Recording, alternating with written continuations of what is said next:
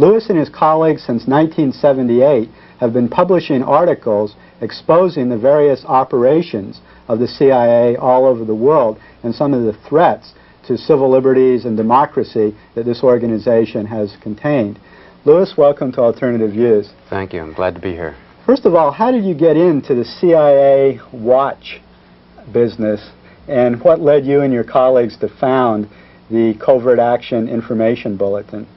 Well, I've been a journalist since the 1960s, and actually 1966. I spent 9 years in Southeast Asia, and it was really there that I first came to grips with what the CIA does in the world. That its main function, as I learned at that time in Laos and the Philippines, is intervening covertly in the affairs of other countries. And in fact, covert action, by the CIA's own definition, is activity, secret activity, which can be carried out without the knowledge of the targets of that activity being able to learn that it was carried out by the CIA, or in fact by the U.S. government. And what led you and your colleagues to found the Covert Action Information Bulletin? When did you begin to do this?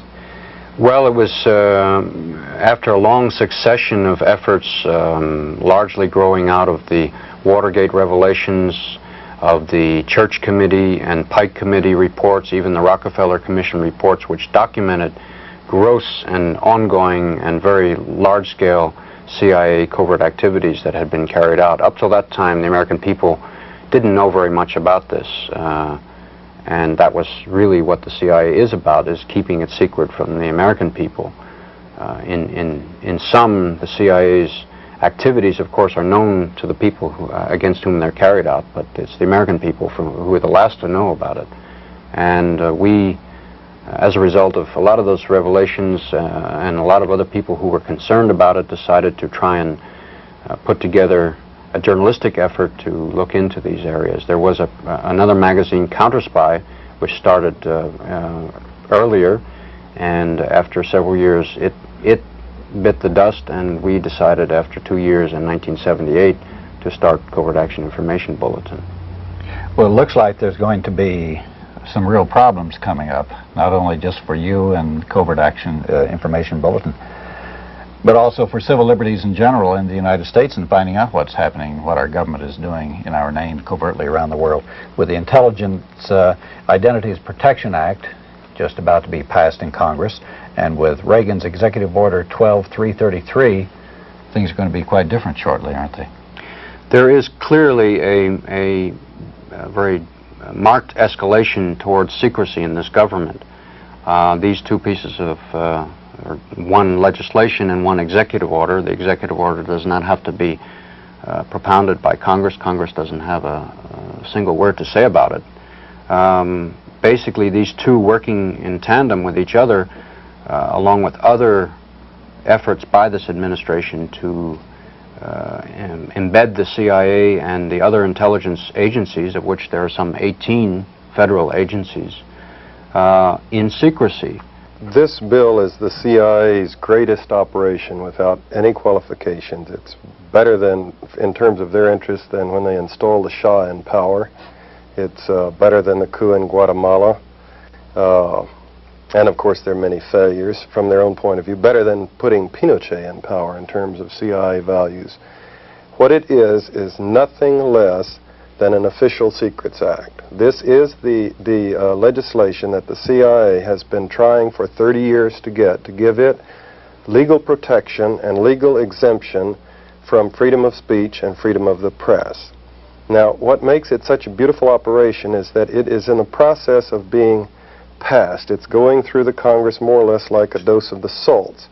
With the Senate voted on it a couple of months ago, the vote was something like 90-2, and the House it's expected to pass by a similar majority, and yet the American people by and large, including media people, including television interviewers across the nation and journalists, are oblivious that it's even passing, much less what it really means. Now, what it really means, see, it's couched, and what makes it such a typical and beautiful CIA operation is that it's couched in the terms of protecting our agents who are out in the cold, risking their lives to defend the country. This is Senator Benson was the original sponsor of this bill, by the way. And this was what he said about it in many speeches here in Texas. Now it's passed to Senator John Chafee and Jake Garnes sponsoring the bill in Washington. Now, who can argue with that? Legal protection from our agents whose names are being exposed by irresponsible people who don't agree with the government's policies. Now, if the facts were that simple, if those were the true facts, who could argue with it? But the truth is that these agents' lives are not in danger because of their names being exposed. The truth is that these agents are functioning from embassies with diplomatic passports under circumstances in which, if the worst possibly happens and they're absolutely caught buying secrets from some local spy agent, a minister in the government or whatnot, the worst that will happen to them, even in the Soviet Union, is that they will be asked to leave the country. Under no circumstances will they ever be attacked or jailed or executed or whatnot. By a government, another government. By the host government, right, where they're living and breaking all the local laws by being a secret agent and recruiting spies and inducing people to commit treason. Now, in the 4 or 5 posts that I served in overseas full-time, we had full liaison with the president of the country, the chief of the police, and all the police officers and all the military officers. This means that we met with them weekly in the name of the CIA, no secrets, to have lunch or dinner and exchange information and do favors for each other. If there were ever a terrorist attack or threat against one of us, the first thing we would do would be to pick up the telephone and call the local police chief and say, hey, there's a threat against us. And I might note that this would also apply in the Soviet Union. If there were a terrorist threat in Moscow against the U.S. Embassy or a U.S. case officer or a CIA man, they would call the local police and say, you know, somebody's about to blow us up. There is a brotherhood of secret, quote, secret police agents that functions like a brotherhood even when they're supposedly on the other side. They're competing, but it's sort of like professional football players. They're on different teams, but they're still professional football players. Well, you had buddies who were KGB agents. Oh, indeed. Played tennis with them, played chess with them, socialized with them, went drinking with them, and that was the SOP for all case officers everywhere.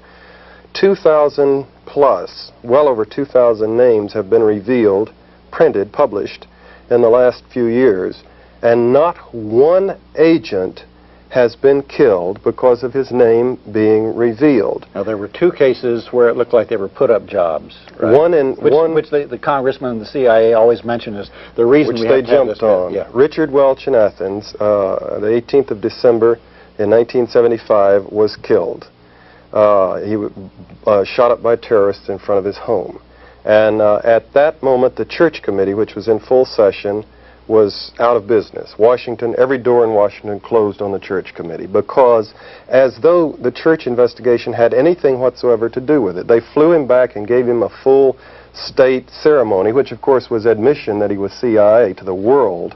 I mean, the headlines were CIA chief killed. They didn't say the 3rd Secretary of Embassy killed. The United States government made as much politics as they could out of the fact that this man was a career diplomat agent. Now, the fact was, they caught the terrorists that killed him, and they ascertained, they verified that those were the individuals who had published his name in an Athens newspaper 3 days before they killed him because they wanted world attention to what they were doing. And it had nothing to do with the investigations or publications in Washington, and they already planned to kill him. Now, this man had been ordered by CIA security to change houses because he was living in the same house that 8 other CIA station chiefs had lived in before him. Generation after generation after generation after generation of CIA station chiefs had lived in that same mansion. It was a big villa in a very posh part of Athens. As governments had changed, coups, the colonels' coups, the monarchy in and out of power much earlier, and dealing with all of the terrorist activities and anti-terrorist activities and coups in the Middle East from Athens, with the CIA heavily involved with each government and change of government and the ins and outs in these governments, and yet the CIA station chief was living in the same house throughout. Eventually he was killed. He refused to move because he said it was a good house. Now, there is no way that that can be blamed on U.S. journalists publishing names in Washington. Moreover, as I pointed out, the CIA the CIA director Bill Colby, exploited that man's death to make a big issue and to effectively close down the Church Committee.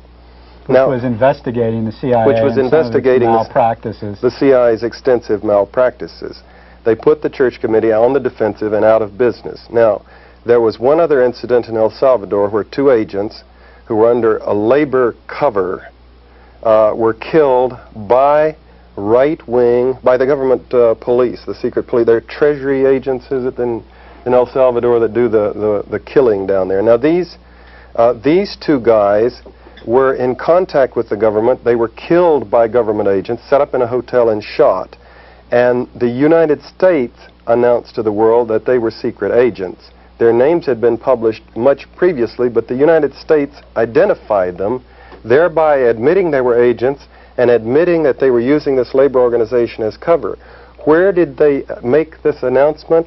They did it, the prosecuting attorney, the State Department's representative in the passport case in which they took Phil Agee's passport away from him, revealed the identities of these agents and claimed that that proved that people publishing their names led to their deaths. They were already dead when the government chose to use a totally fictitious, a totally false ploy to discredit Phil Agee. He had not revealed their names. And so it's now in the Supreme Court records. It's cited by the Supreme Court justices in their decision against Phil Agee and his passport, him keeping his passport, these agents being killed, i.e. the Supreme Court and the State Department revealed their identities to accomplish their objective against Phil Agee.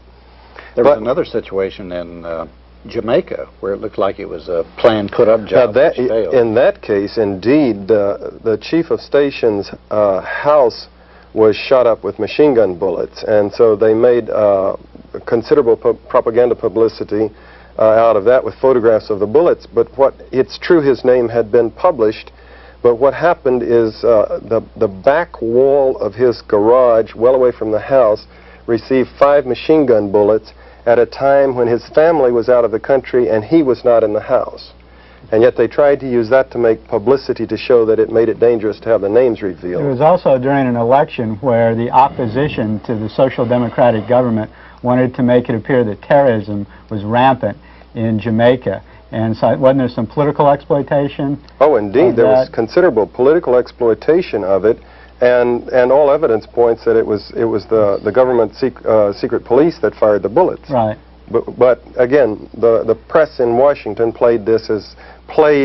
cooperated with the CIA to give publicity for the bill against the exposing of names. So there's no real need for the bill. It's not protecting in any way our national security.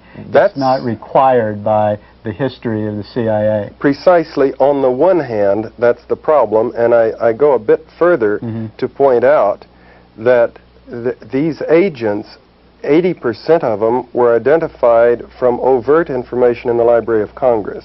The people publishing the Covert Action Information Bulletin go to the Library of Congress and go through the State Department's overt records of its personnel and come up with the CIA officers' names infallibly, because there are little indicators in there which anyone can go in and read through and say that's CIA and that's CIA and that's CIA. Plus, isn't it just generally known in most CIA stations who is CIA? It's Don't they want universally themselves to be known? We used to call it get contacts and information. We used to call it wearing an invisible badge. You acted as though you had a badge, CIA up here. You drew people to you. I'm CIA, talk to me. You were taught to do this. Alan Dulles, and the original CIA great, in his book, The Craft of Intelligence, makes this point that you have to be known to be an effective intelligence officer. But see, that's on the one hand. The bill is not necessary, and it's dishonest in that sense. It's based on false premises. On the other hand, the bill is so written that it goes far beyond the protection of agents' names. For example, the bill is so written that it will be a felony for agents' names to be published even if they're already, to republish the names, even if they've already been published, as in the Library of Congress or anywhere else. It also includes activities of agents, so that you can, if an agent kicks in the door of your house and rapes your wife or whatever, and you publish a story about it without citing the name, it would still be a felony. Under the executive order, so we have to see both the executive order and the Intelligence Identities Bill as almost part of a package. Under the executive order, the CIA now will be allowed, and is allowed since it was signed in December by the President, it is now law, the CIA will be allowed to carry out covert activities in the United States, as well as all the other agencies too. So that if you were to discover, for example, that a member of an intelligence agency had infiltrated, say, your church organization, your student organization, a trade union, or whatever organization, or any group of more than 2 people was infiltrated, and you discovered this, and you so much as mentioned it to a friend without even writing a news article or without even talking about it on the media, on television, for example, you could be held criminally liable under this bill. And we're talking about a bill which authorizes or which penalizes persons for 15 years in prison, I'm sorry, 5 years in prison, $15,000 fine, or both, for persons who've never worked in the government. And that's a pretty heavy price to have to pay to try and hold up your rights, to stand up for your rights against the onslaught of the intelligence agencies. Now, the New York Times, to give you the proof of the argument that this is an official secrets act, the New York Times, in questioning the sponsors of the bill on the floor of the Senate, pointed out that as it was written, if the London Times published a story about CIA activities and the station chief, some scandal of some kind, the New York Times couldn't republish the London Times story without committing a felony. And the sponsor of the bill slapped his hand on the table and said, "That's right, we want to knock off all this criticism of the CIA." So in other situations, this has already come up with the revelation of CIA activity in Iran recently, which was not published in the United States for very long, but eventually it got either the Washington Post or the New York Times did it, and there was a big uproar because they were publishing it. And in the last hearings, the New York Times, questioning again Senator Chafee about this bill, said that as they read it, they would not be able to publish their very legitimate and valuable stories about the activities of CIA agents Ed Wilson and Frank Turple, who were selling terrorist technology to Libya after they left the CIA, without committing a felony. And Senator Chafee said, yes, in the future the Washington Post and the New York Times will have to be careful what they publish about the CIA. I should say, if this bill had been law then, we would have never known about Watergate. It would have been illegal to expose it. Absolutely. But now it will be clear to many more Americans that there is a sort of a split-level foreign policy, as there is a split-level policy at home. There is the rhetoric, and then there is the reality. And with secrecy in their vest pocket, they can now carry out a lot of these activities and do it, as they say, legally. And once more, we're going back to the age of almost the cowboy politics that the CIA carried out in the 50s and 60s. They claim, as a result of the Church Committee and other revelations, that they don't do that anymore. Well, this administration is not only not saying that, but they're saying that it's now legal, and now they're being very upfront about covert activity. In many cases, the covert activities are now being overt activities. It's been talking about the CIA being the main focus of this bill, but it isn't just the CIA, it's the FBI, where they're involved in, quote, anti-terrorist activities, and of course Reagan has said anybody who dissents is a terrorist and involved in disinformation. That's no exaggeration. That's great. And also any of the other government or military intelligence organizations. I think many Americans, as a result of these two matters and others also, will begin to learn what it's like to live in a third world country which is being targeted by the CIA. Many Americans have lost sight of the fact that many citizens of other countries, particularly in the third world, have been the victims of massive CIA operations, covert operations. Everything from recruitment to bribery to buying of an election, on up the line to paramilitary activities and terrorism, training and torture, and even assassination and overthrowing of governments. And I think that Americans fail to realize this until it starts sometimes to hit them at home. And that's apparently what's going to be happening now, and legally. This administration makes no bones that it wishes to, that it sees its own people, many of us, as the enemy. And in fact, there are many people, I think, in the country who consider themselves very middle of the road, who would be opposed to this. It is absolutely incompatible with our system of government as we have known it in the past. Moreover, it's written to include, obviously, more than the CIA. That was the... All government agencies that have a right to secrecy will be included in this thing. John, this is literally unconstitutional, though. This is absolutely unconstitutional. Freedom of speech. It seems to us that there are people in Congress who are prepared to relegate the First Amendment to a lower priority, and they are more interested in what they call national security. One member of Congress, as well as one deputy director of the CIA, once stated that the First Amendment, that's only an amendment. It seems to me that's a rather shocking description of one of the hallmarks of our Constitution. This is why I call it their greatest operation, is they're doing it without a constitutional amendment, which is beautiful in itself. If they propose to have all the states ratify a bill saying throw out freedom of speech and freedom of the press and give the CIA a law, it would never pass.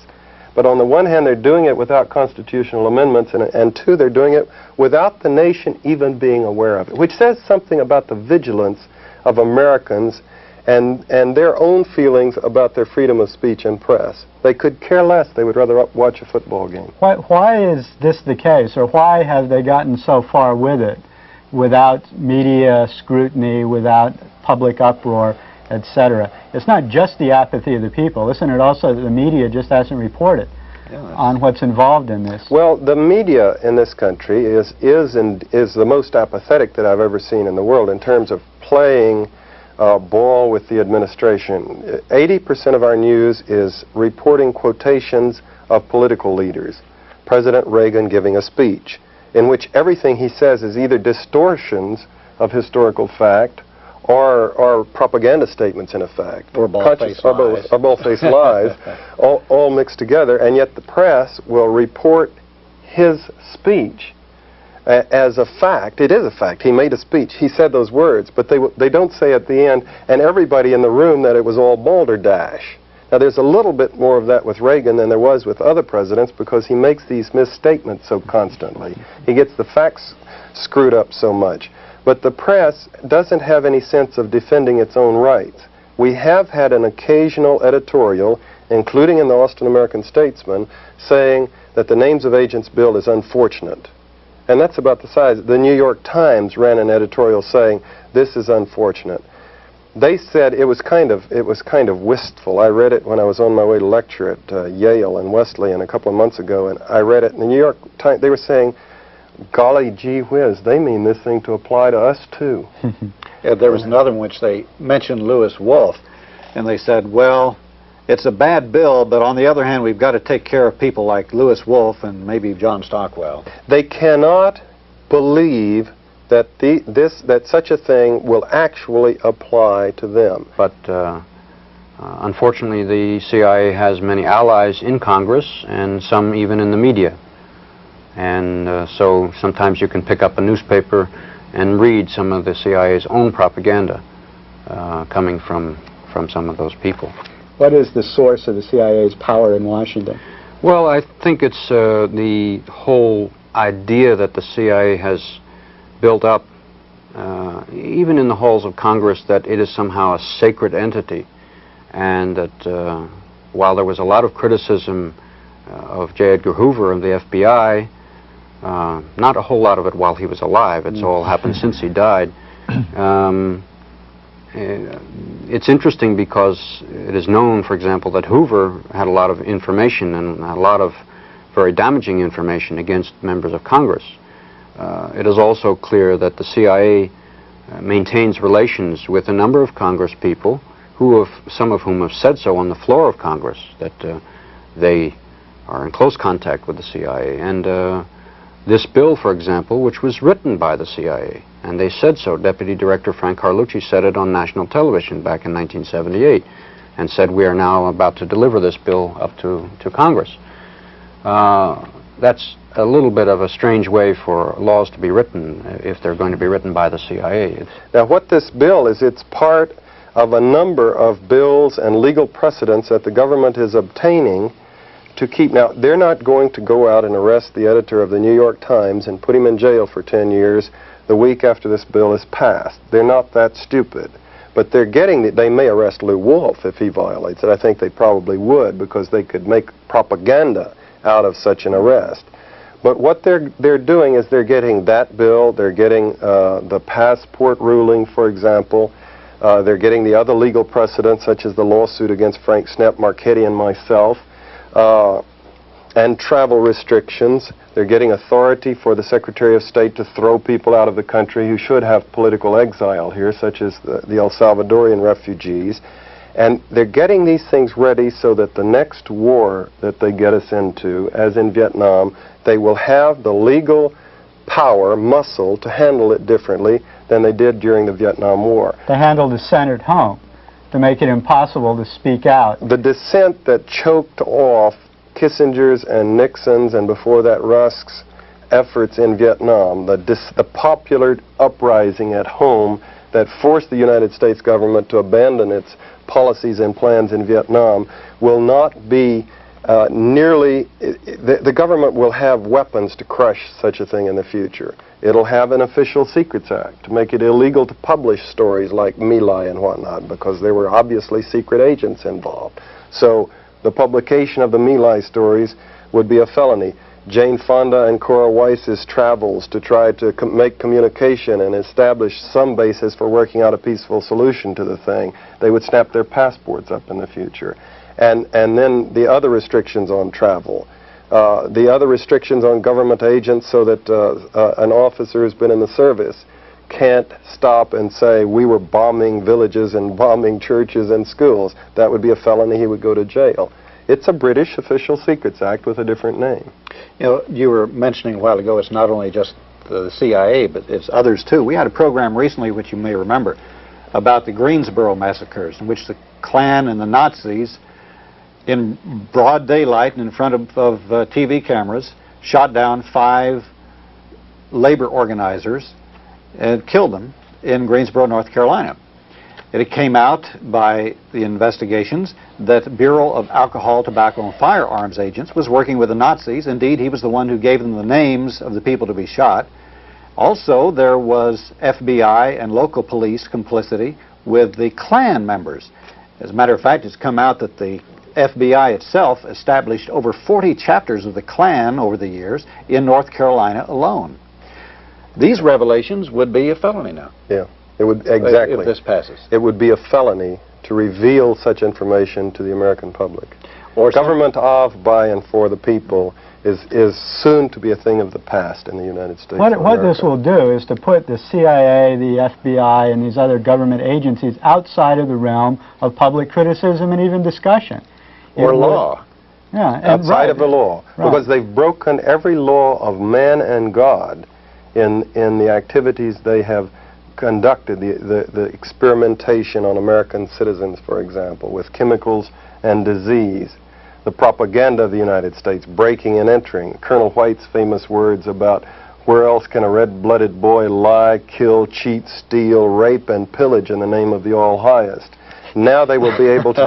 Who was this? This was Colonel George M. White, one of the founders of the CIA, who eventually directed the MK Ultra program. Oh. And he was retiring. He and I overlapped by about 4 years. He came out of retirement to address my mid-career seminar and telling about how we put the CIA together and we did this, that, and the other. In his letters, memoirs, he wrote and then allowed it to be published, that statement. Where else could a red-blooded American boy lie, kill, cheat, steal, rape, and pillage with the blessings of the All-Highest? And that was before they had an Official Secrets Act to protect their activity. John, there's been very few people in this country that have actually told us what the CIA has been up to and exposed some of their misdeeds, etc. You, of course, and a few other former agents have written some books and given lectures criticizing agents' activities. This would be impossible in the future, would it not be? We will never know the truth and the details, the blood and gore, the extent of responsibility and culpability for the CIA's program in Nicaragua right now, unless someone like Reagan or in his a top official chooses to stand up and denounce what's happening, because top officials are exempt from these laws.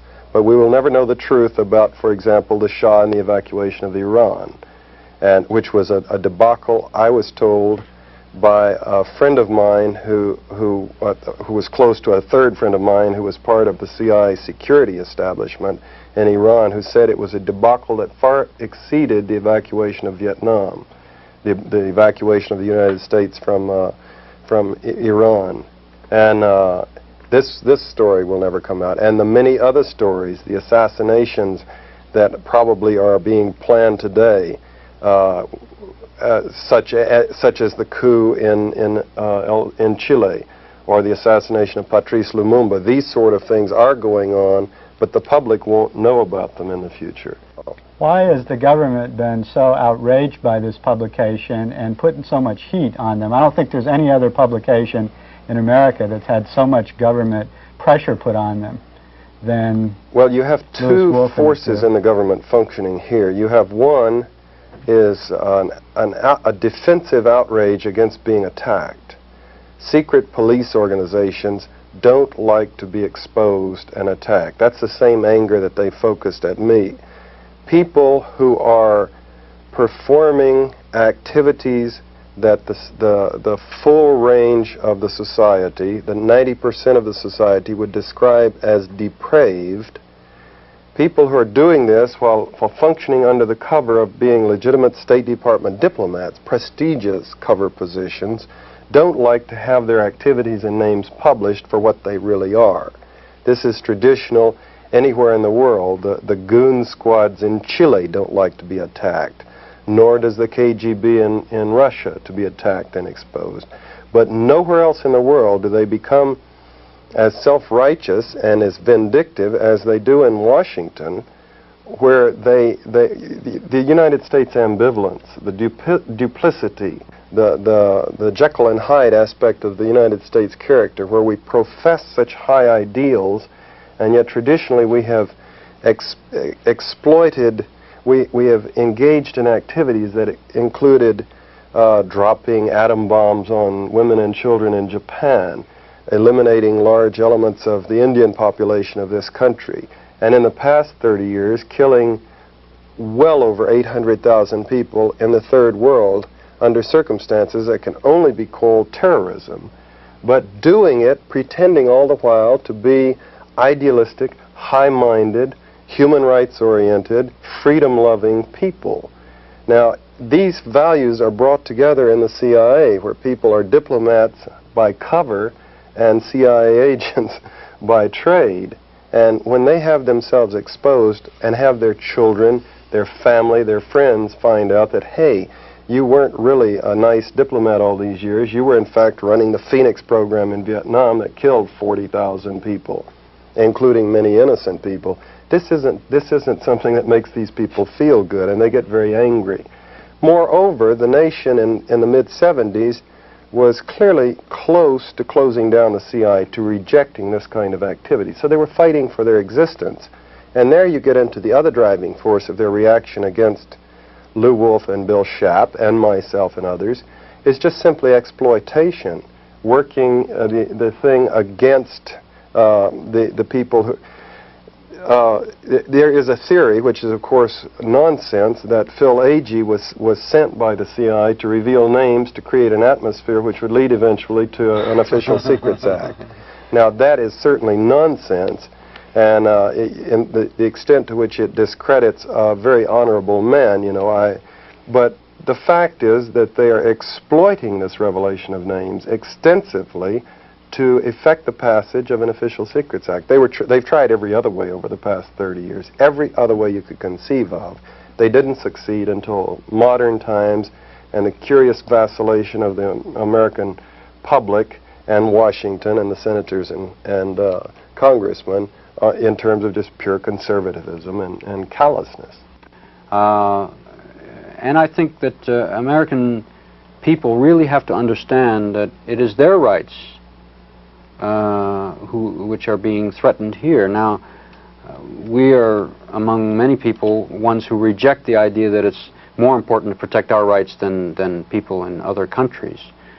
Clearly, that is not the case. The minute we are involved in the torture or in the death of a single person in another country, our rights are being abridged, and our tax money, to say the least, is being used to carry it out. And our humanity is being violated because we're being asked to accept inhuman acts perpetuated in our name as Americans. Plus the fact that it eventually will come home. If they use it successfully overseas, they'll use it on the United States citizens as well. One of the most interesting aspects of this bill and the current environment in Washington is to project what it does to the legal system of a free society like ours in terms of the individual when you begin to give a special police, a secret police, a legal priority, legal freedoms and rights over the citizens. We have some examples. We don't have to speculate. The bill isn't passed yet, and yet some of the things that have been happening in the last few years illustrate what we can look forward to. For example, one, to begin with a personal experience. I testified to the Senate a little over a year ago against this bill. I demanded the right to testify because they had ACLU testifying against it and journalists, but no one who had been inside, who knew about Covert and could say, this is bullshit, I was there, we didn't do it that way. They acquiesced and let me testify. Now, you have to write out a written statement before you testify and submit it, and then you verbally introduce yourself on the floor of the Senate. I am so-and-so, and then proceed to make a verbal statement which parallels the written statement.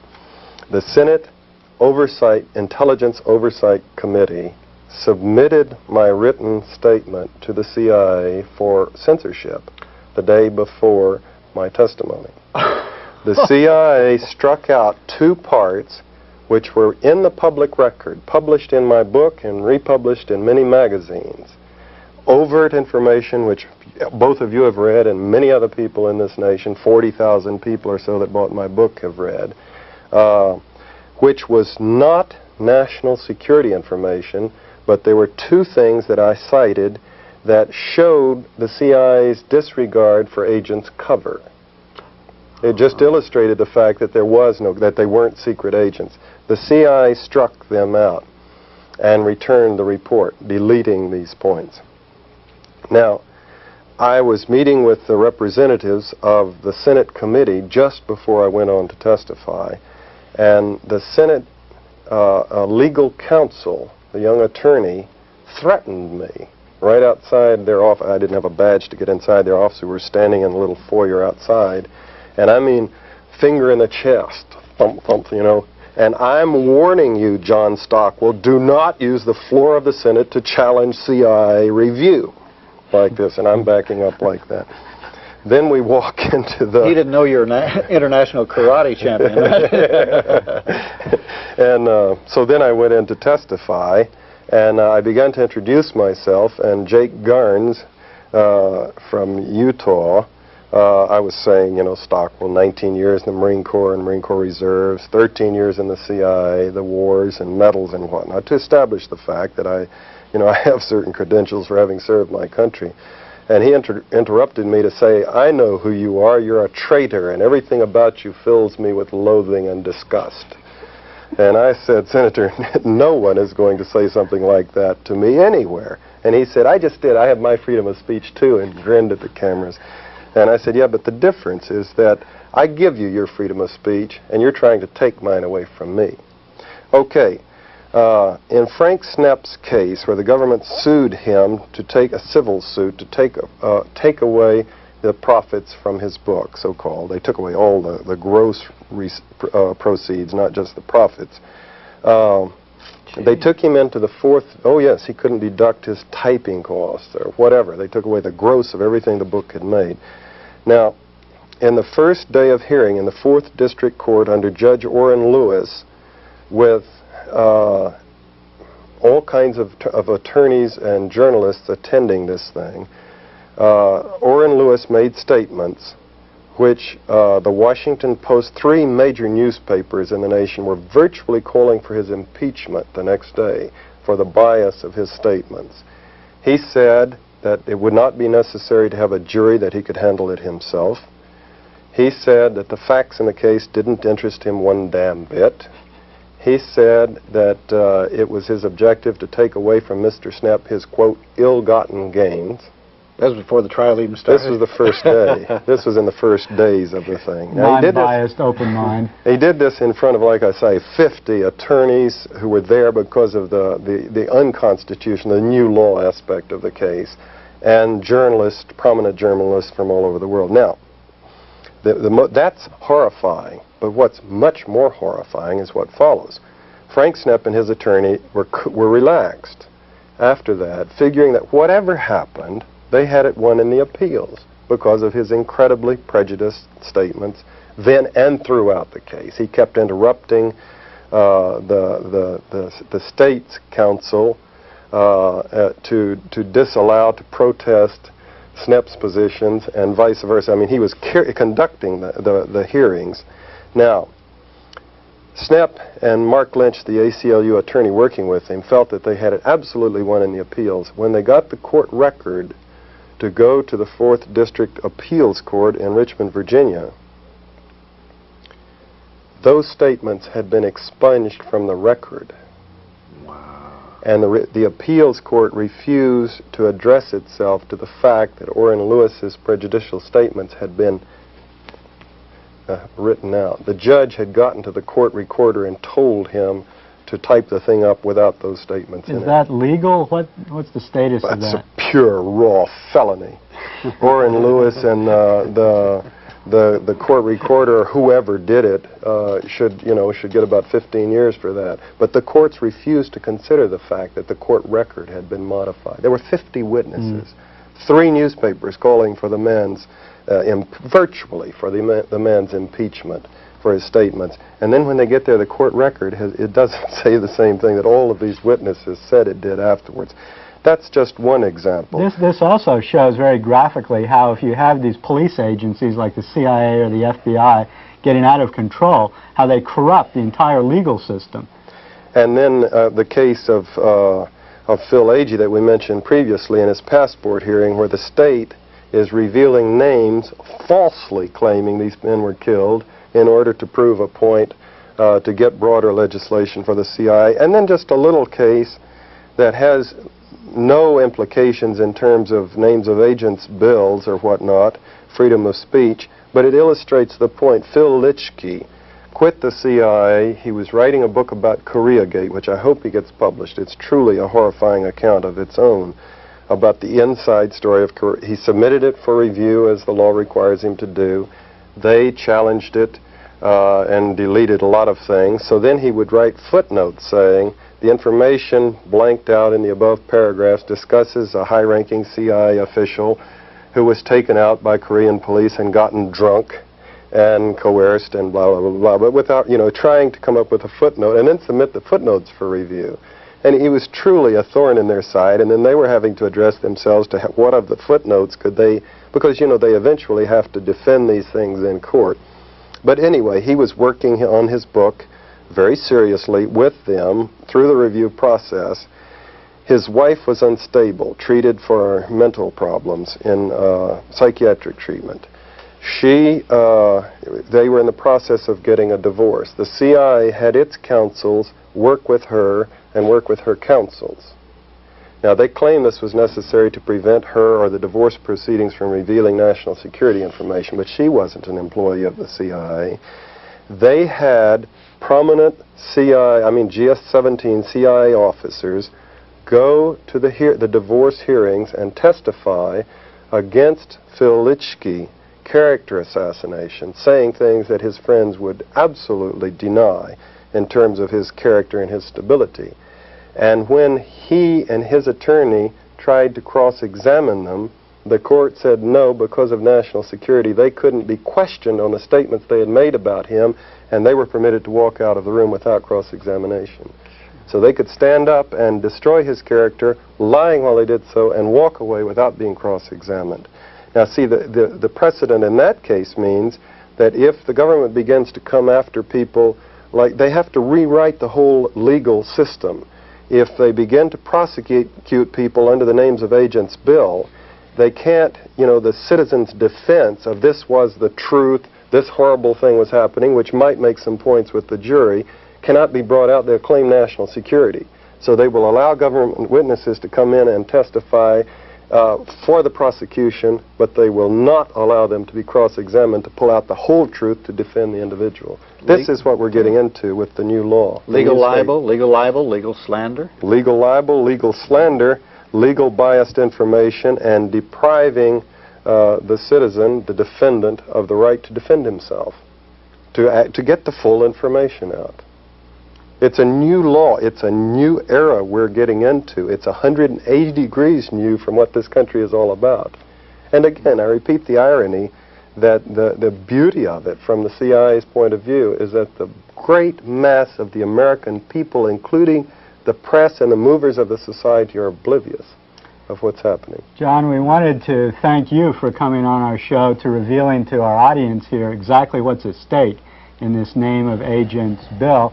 And we also want to tell you that next week we have some more revelations, some startling revelations about recent CIA activity with Louis Wolff of the Covert Action Information Bulletin, who will be back, and John Stockwell will again comment on some of Louis's revelations. We'll have some more updated stories about the CIA. So the CIA watch continues on Alternative Views. And now for some... John, there has been over the last few years also a small handful of journalists who have been sort of CIA watchdogs, most prominent of which has been Louis Wolff. We have an interview with him. Maybe you can, to introduce this interview, tell us a little bit about Louis Wolff and his journalistic publications. Who is Louis, and what has he been doing over the years, and why is the government so outraged by him? Well, his background is it's thoroughly legitimate, standard, if you will, journalism. He was assigned for a couple of years in Manchester, writing for a couple of prominent news organizations. Manchester, England? Yes, Manchester, England.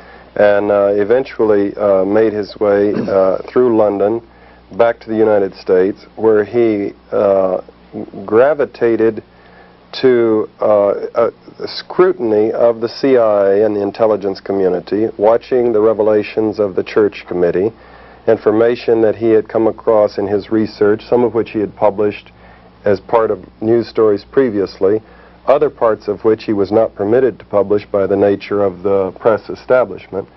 And so he put together with Bill Schaap and Ellen Ray the Covert Action Information Bulletin, whose function was to focus on the intelligence organizations of the United States and discuss and expose in a perfectly legitimate way the covert action activities of the CIA principally, as well as the other intelligence organizations.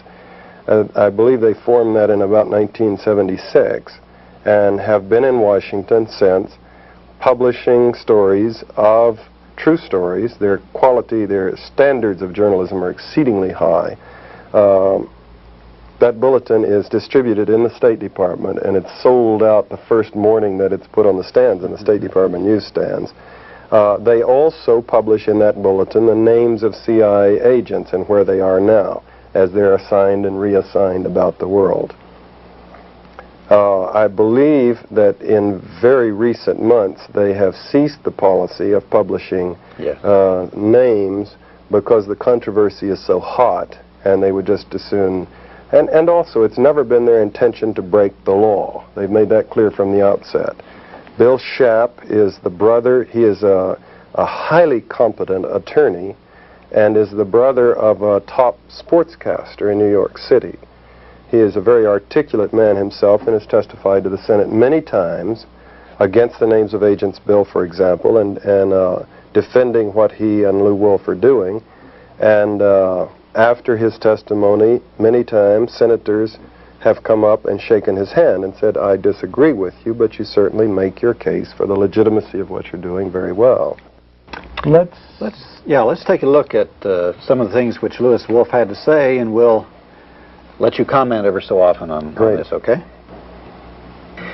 What, in the years that you've been publishing it, do you think are some of your most significant revelations? Are there some stories that even shocked you? Well, I think one of the big stories that we were able to document in some detail was the whole scope of CIA activities, similar to what the CIA did in Chile, and which was documented by the Senate Select Committee, was the whole covert action program in Jamaica in between 1976 and 1980.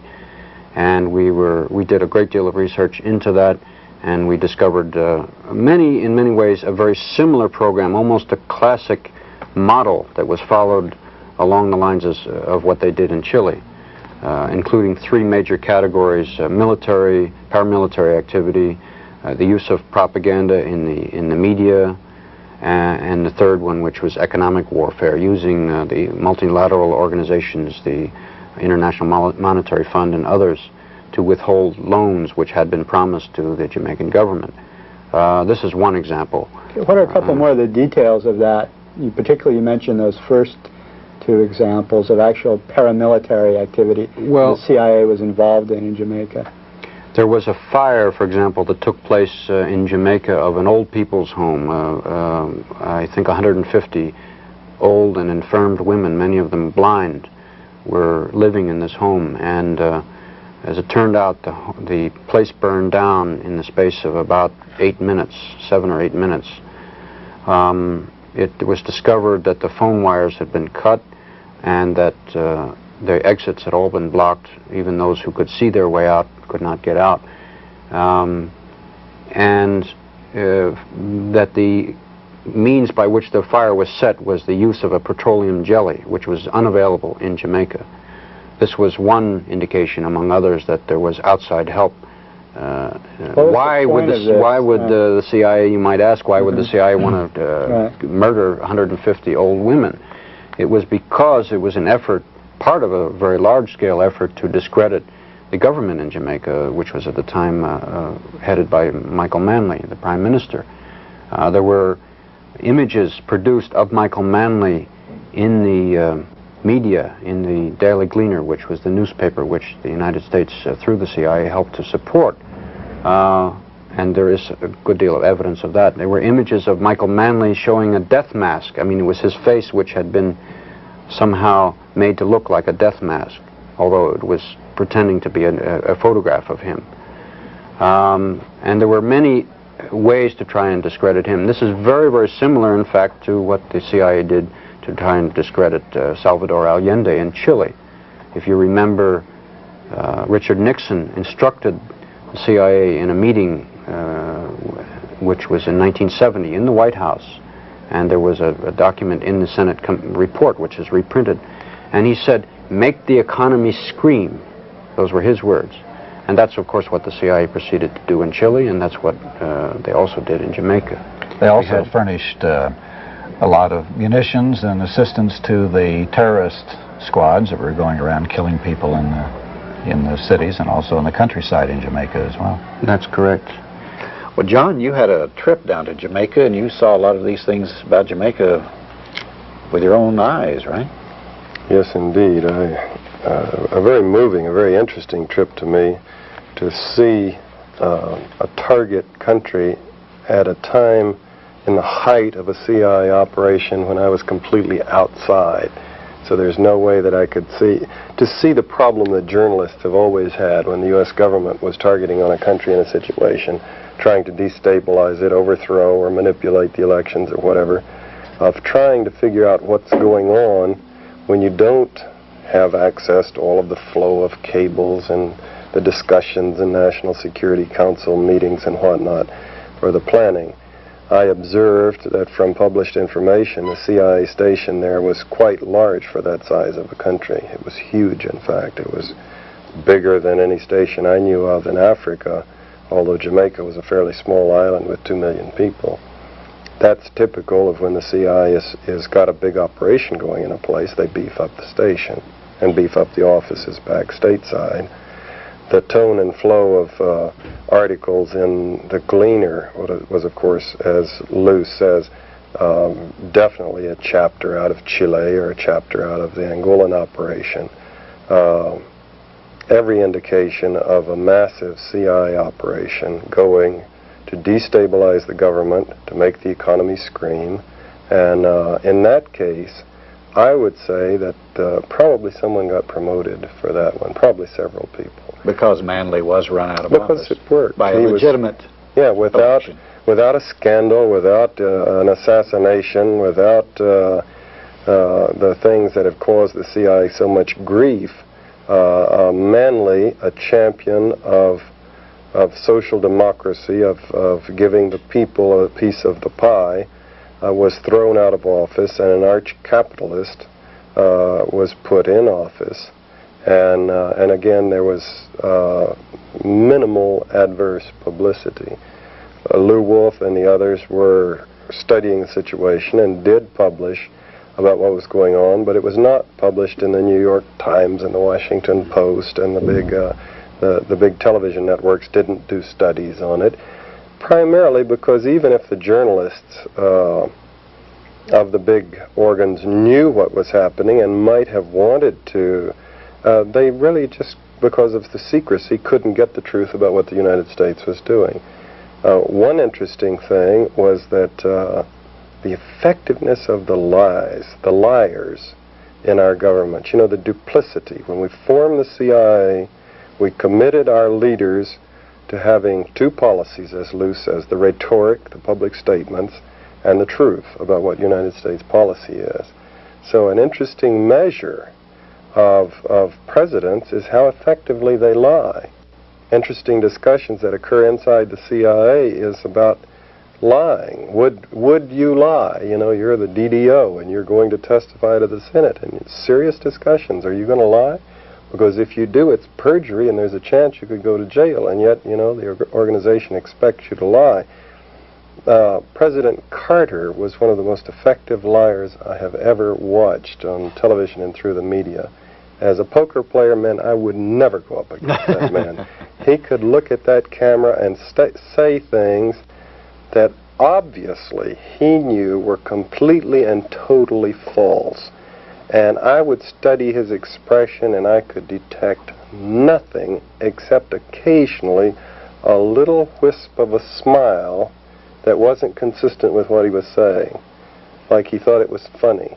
But one of his more classic tick, actually. Yeah, well, the smile that I was referring to wasn't that. It was just a kind of like he was repressing a grin, like he thought it was funny.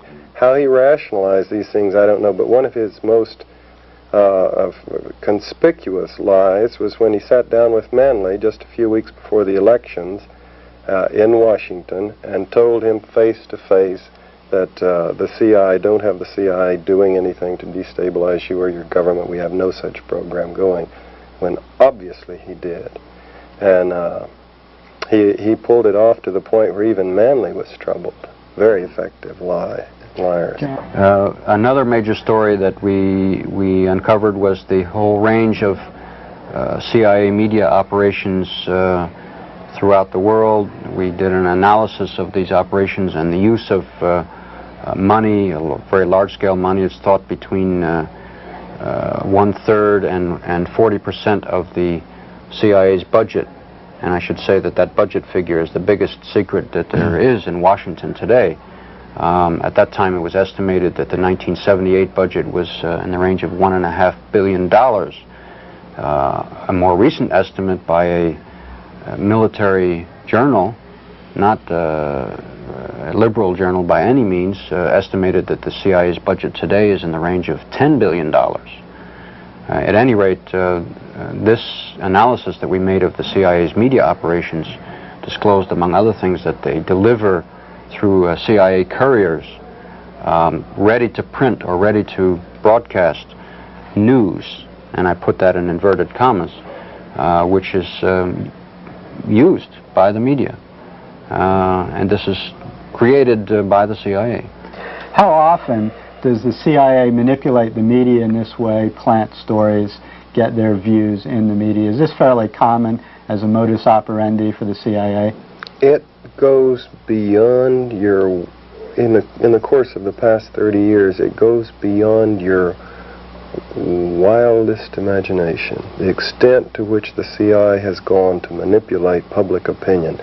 If you include the MH Chaos program, which was $1 billion program of setting up proprietary companies, setting up student organizations so they could draw radical students in and do every kind of duplicitous manipulation of national student movements, press, propaganda, labor, extensive formation of labor unions, funding of major labor unions, with the objective essentially of manipulating the mind and attitudes of workers throughout the nation and the world. This was the essential tool that they used to destabilize Chile and overthrow Allende, was of course making the economy scream, getting to the military officers, but it was essentially the truckers union that finally brought the country down and justified, quote, justified Pinochet's takeover of power. 5,000 university professors they've co-opted. This is Church Committee revelations. I'm not making this up. It's in print. Church Committee's revelations. 5,000 university professors co-opted to help the CIA manipulate people's minds. 400 journalists in the U.S., including big-name journalists. Now that's a big chunk of the prominent journalists co-opted to function routinely to help the CIA put out its stories and biases to the world. There are a whole range of areas wherein the CIA provides briefings to selected journalists, and there are numerous cases where the CIA has, for example, published books, and several thousand books were published in English by the CIA, and this is documented in the Church Committee report.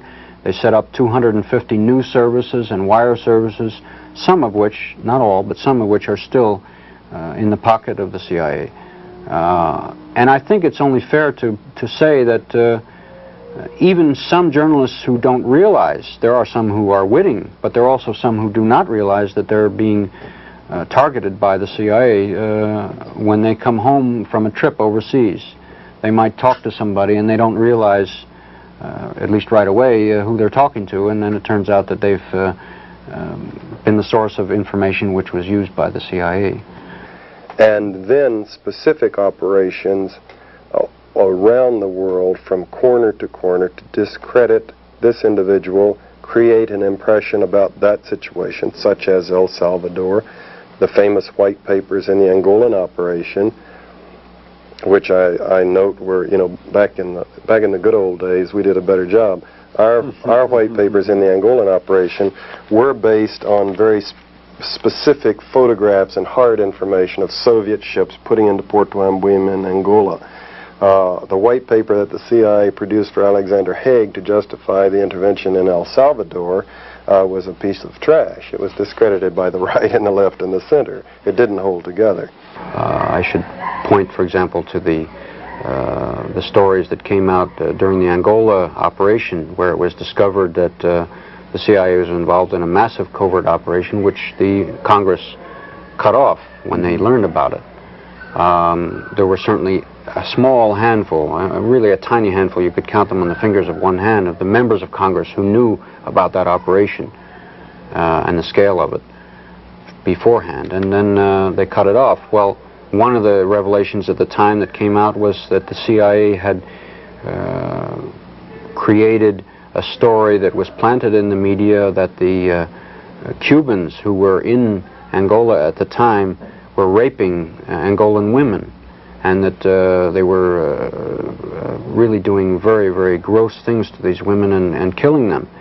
Well, it was disclosed, in fact, by John Stockwell, among other people, who was the former CIA station chief, or in charge of the CIA's task force in Angola, that whole story was created by the CIA station in Zambia and in Zaire, where they sat around a table and wrote this story, and then it was fed to a stringer, who then fed it to a news service, who then got it to the AP, Associated Press, who then picked it up and it was sent around the world, and it was printed in hundreds of newspapers as fact. But you can rest assured that it is at least very difficult for the American people, including us, to know what is true about the Sandinista government in Nicaragua, for example, or about El Salvador, or about Argentina and the Falklands right now. Our former ally of a month ago is now our enemy in this confrontation.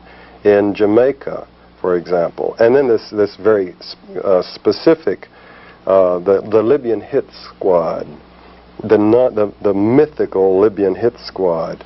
We had a situation where President Reagan and President Gaddafi were confronting each other internationally.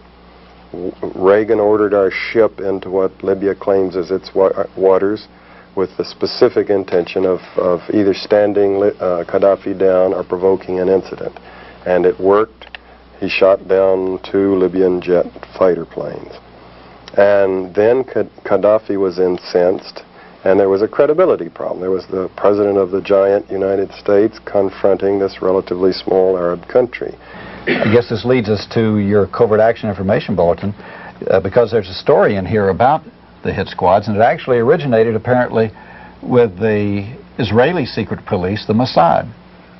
It's a very interesting case study of how these propaganda operations can come about. Apparently, since the Israelis, working as they have for many years very closely, the Israeli Secret Intelligence Service, or Mossad, has worked very, very closely with the CIA, and in fact the CIA helped to set it up back in the mid-50s. Originally, part of the story came from Mossad, that there were 2 people who apparently were either employed or were agents, contract agents for Mossad, who fed some of this information to the U.S. government. I see. And the U.S. government was fully prepared to believe it. They said that one of their witnesses, or one of their sources, had been polygraphed and had checked out, his information had checked out. There was a story suggesting that it was reported by one of the networks that somebody had been offered $250,000 for his information, to the effect that there were hit squads. And some of it originated, as I said, from Mossad, and some of it originated from CIA fabrications. Jack Anderson, for example, reported that some of the information that he had been given and reported in his column had turned out to have been CIA fabrications.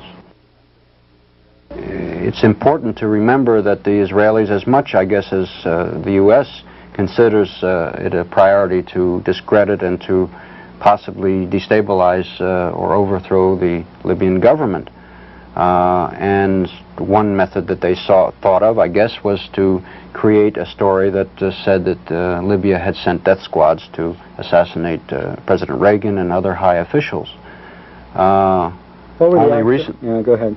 Well, only recently, some of the same high officials who before were saying that that they had evidence that some of these hit squads had entered the country through Canada, are now on record and quoted in Newsweek and in other media saying that they never located a single person and a single evidence that there was a hit squad, and yet they say there is still a threat.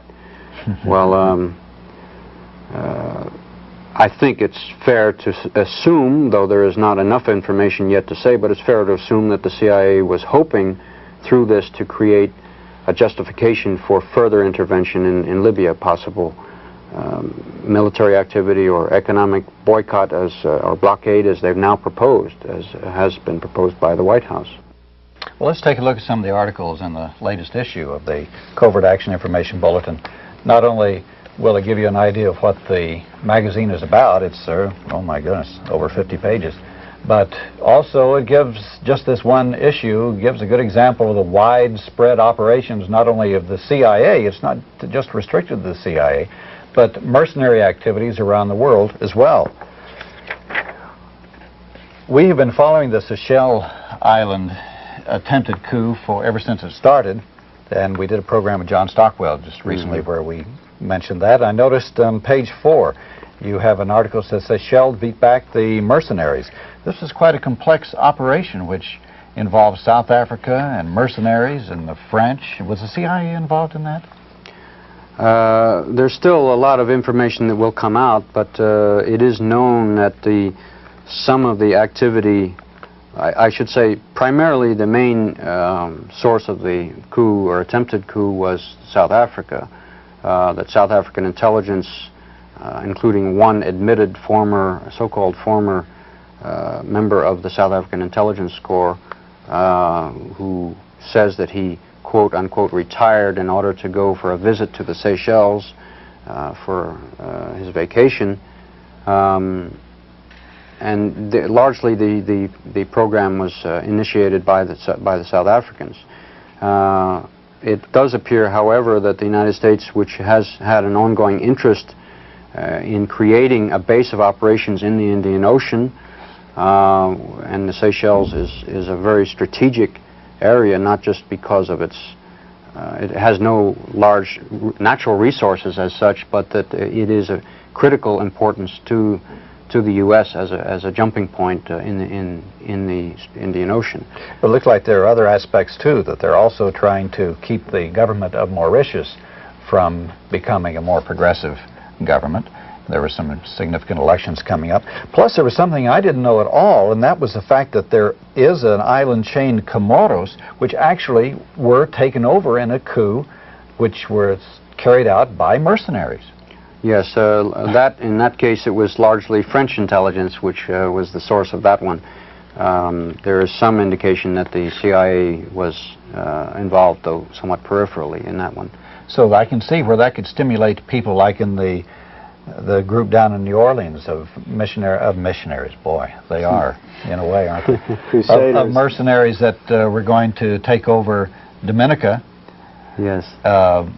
Since apparently the plot fell through for Grenada, and they've seen that it can happen in Comoros, that they actually can take over an island government and run it. The case of the attempted coup in Dominica is a very interesting one, and here the U.S. Involvement is rather strong. There was an attempt to build a force mainly made up of members of the Ku Klux Klan, together with some other former and active mercenaries who had long involvement in U.S. Special Forces and Army background. And their first idea was to invade Grenada, but then they realized that the Grenadian government probably would be able to offset their activities and probably defeat them, and since their security forces are quite well organized there.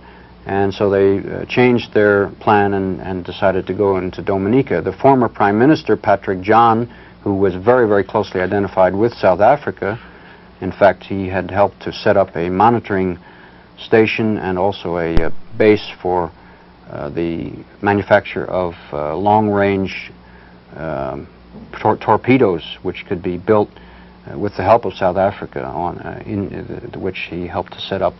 And basically, he had hoped that if the coup succeeded, and he agreed with the Klan people, that if it succeeded, that he would give them rights to casinos, to gambling operations, he would even give them several posts in his cabinet if he came back to power. Well, of course, needless to say, it failed. But see, was there some dopes, yes, some narcotics business involved exactly, there too, wasn't also.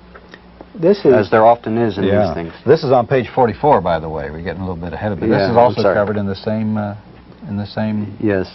This highlights a point, though, that we've made several times on this show, how the CIA will use anyone to carry through their objectives. The Ku Klux Klan, mercenaries, the mafia, drug operations.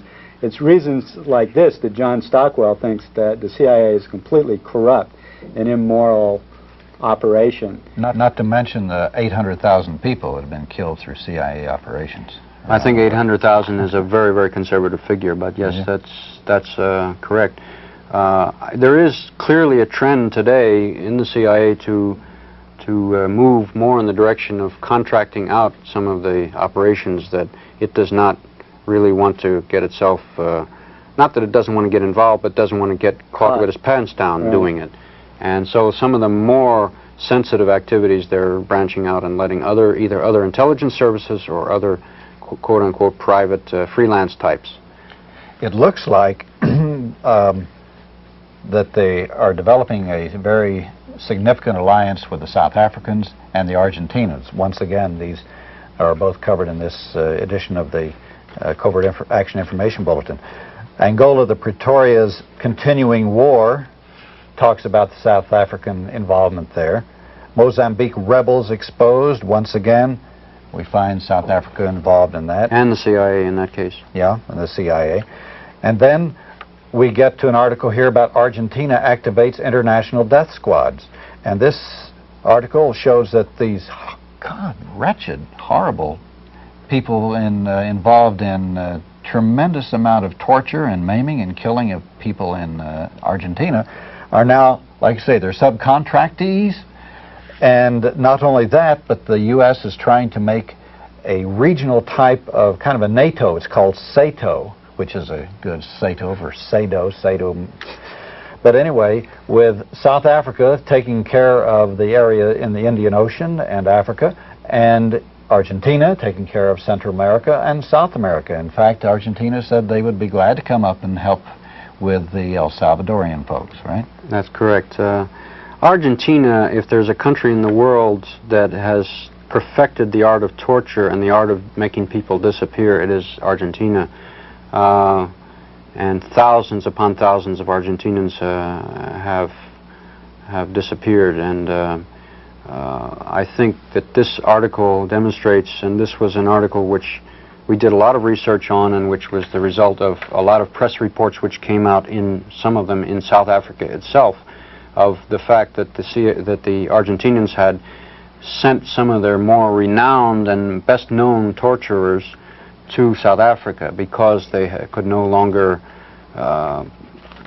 be active in Argentina. They were so well known. So they sent them to South Africa as part of the diplomatic corps in the Argentine embassy. And they were specialists in torture. Yes, go ahead. It is unclear at this point whether they were advising the South Africans, who also know a good deal about how to torture people and how to make people die in prison, as they have the highest rate of death of people in their prisons. Whether in fact they're training each other is unclear, but certainly they have a good deal of sharing and common interests involved. We showed the movie on company business, or sections of the movie on company business, which you might remember.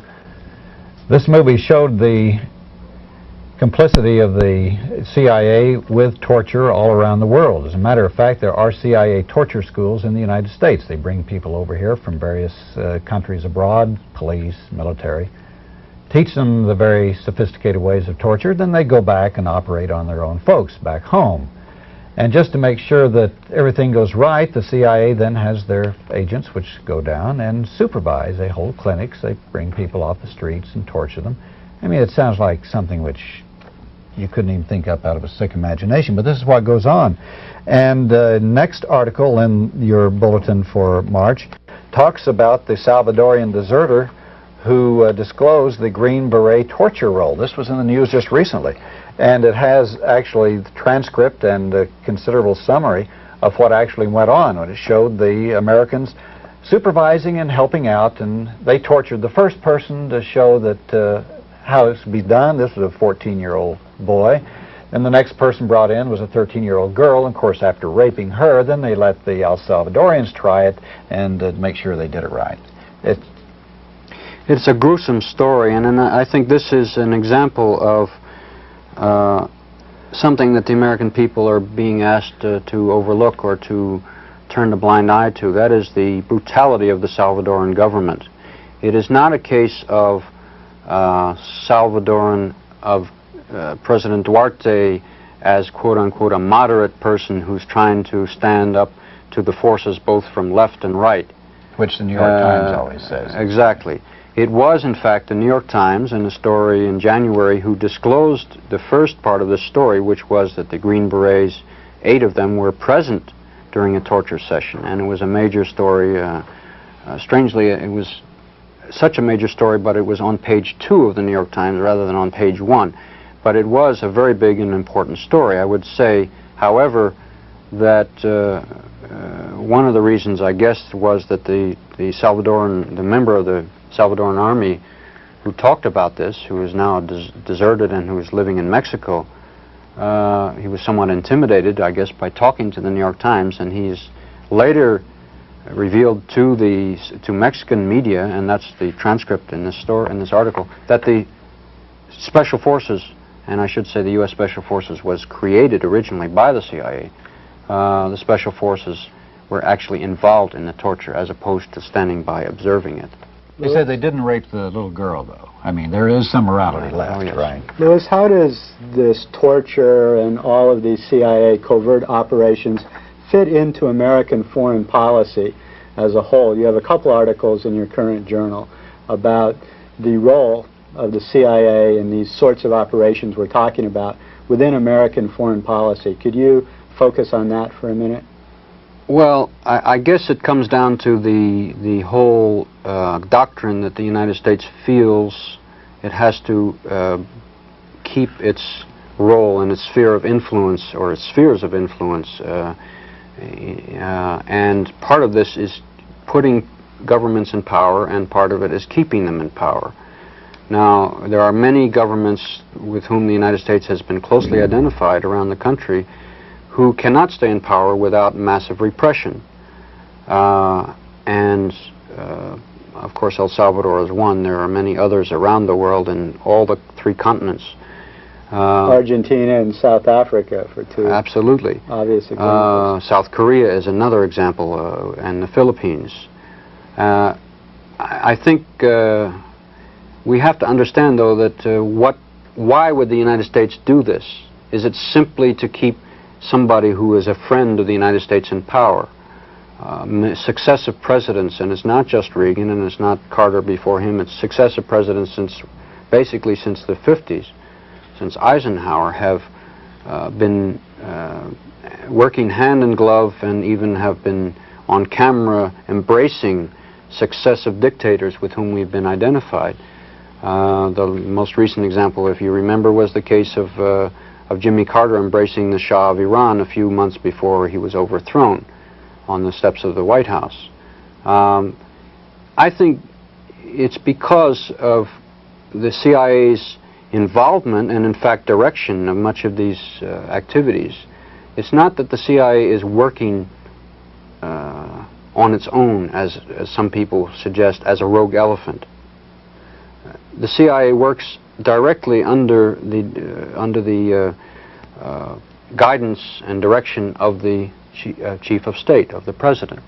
And of course this President not only doesn't know, but doesn't want to know every day what the CIA is doing. But the fact of the matter is that they're doing what the President asked them to do.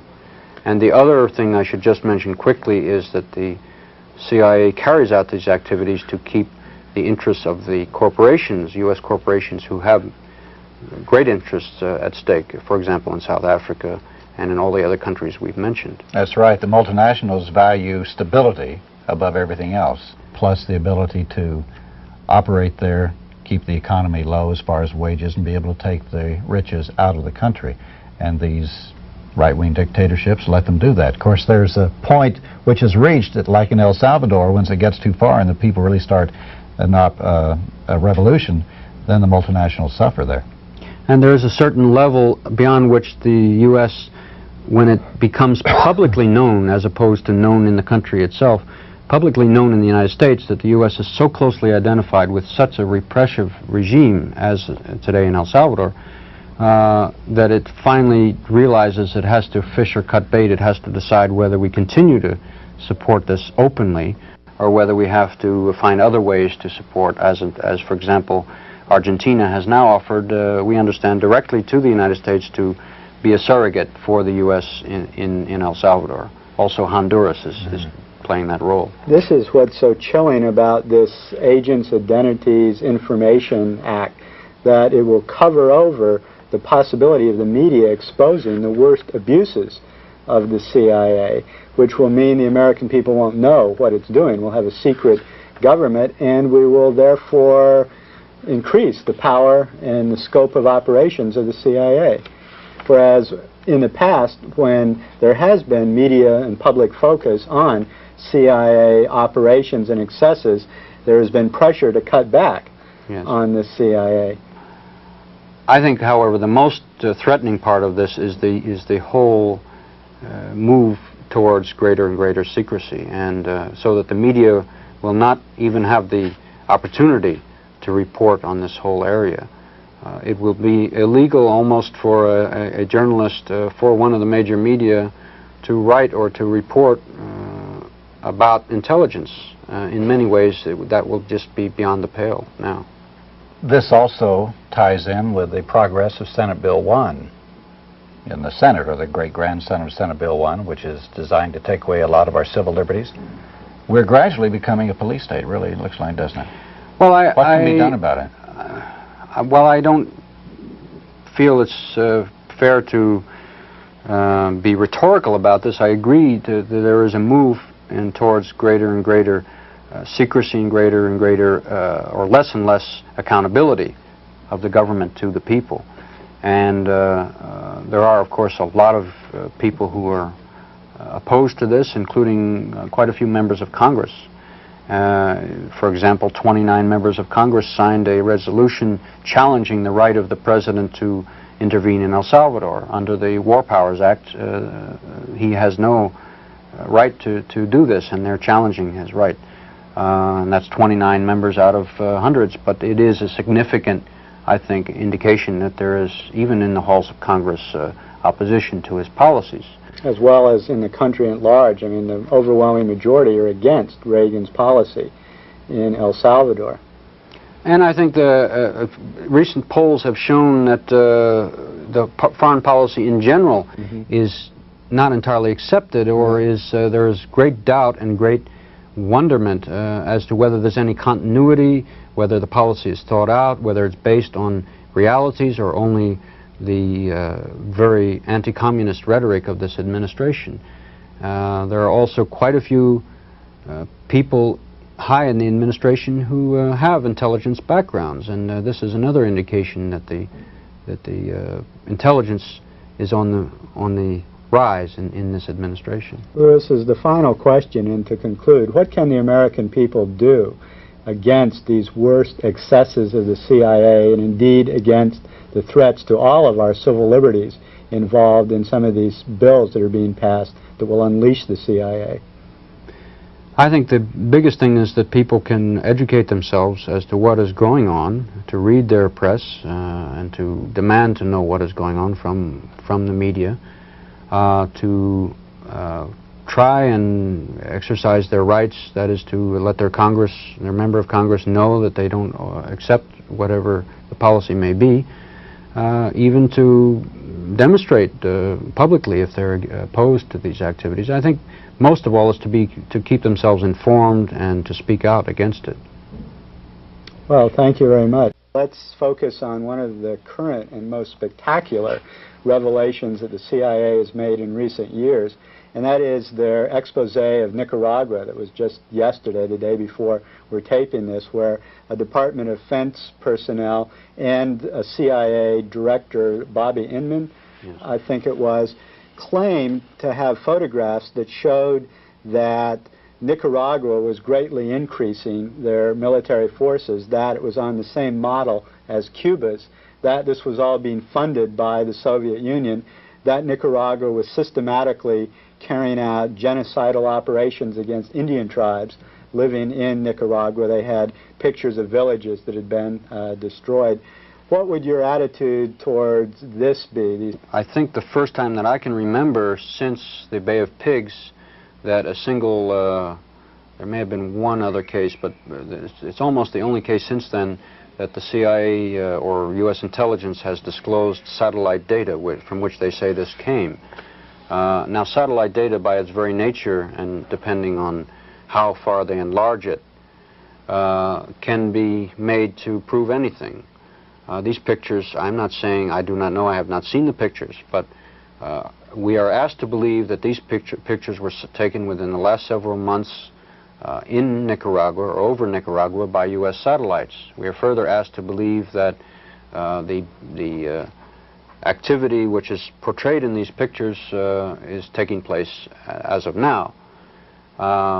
Recently, Secretary Haig said, and he held it up as the smoking gun in a press conference, that his information was that the Nicaraguan government was engaged in massive repression against the Mosquito Indians. Right, that was the big point they made again yesterday with these pictures of burned out villages.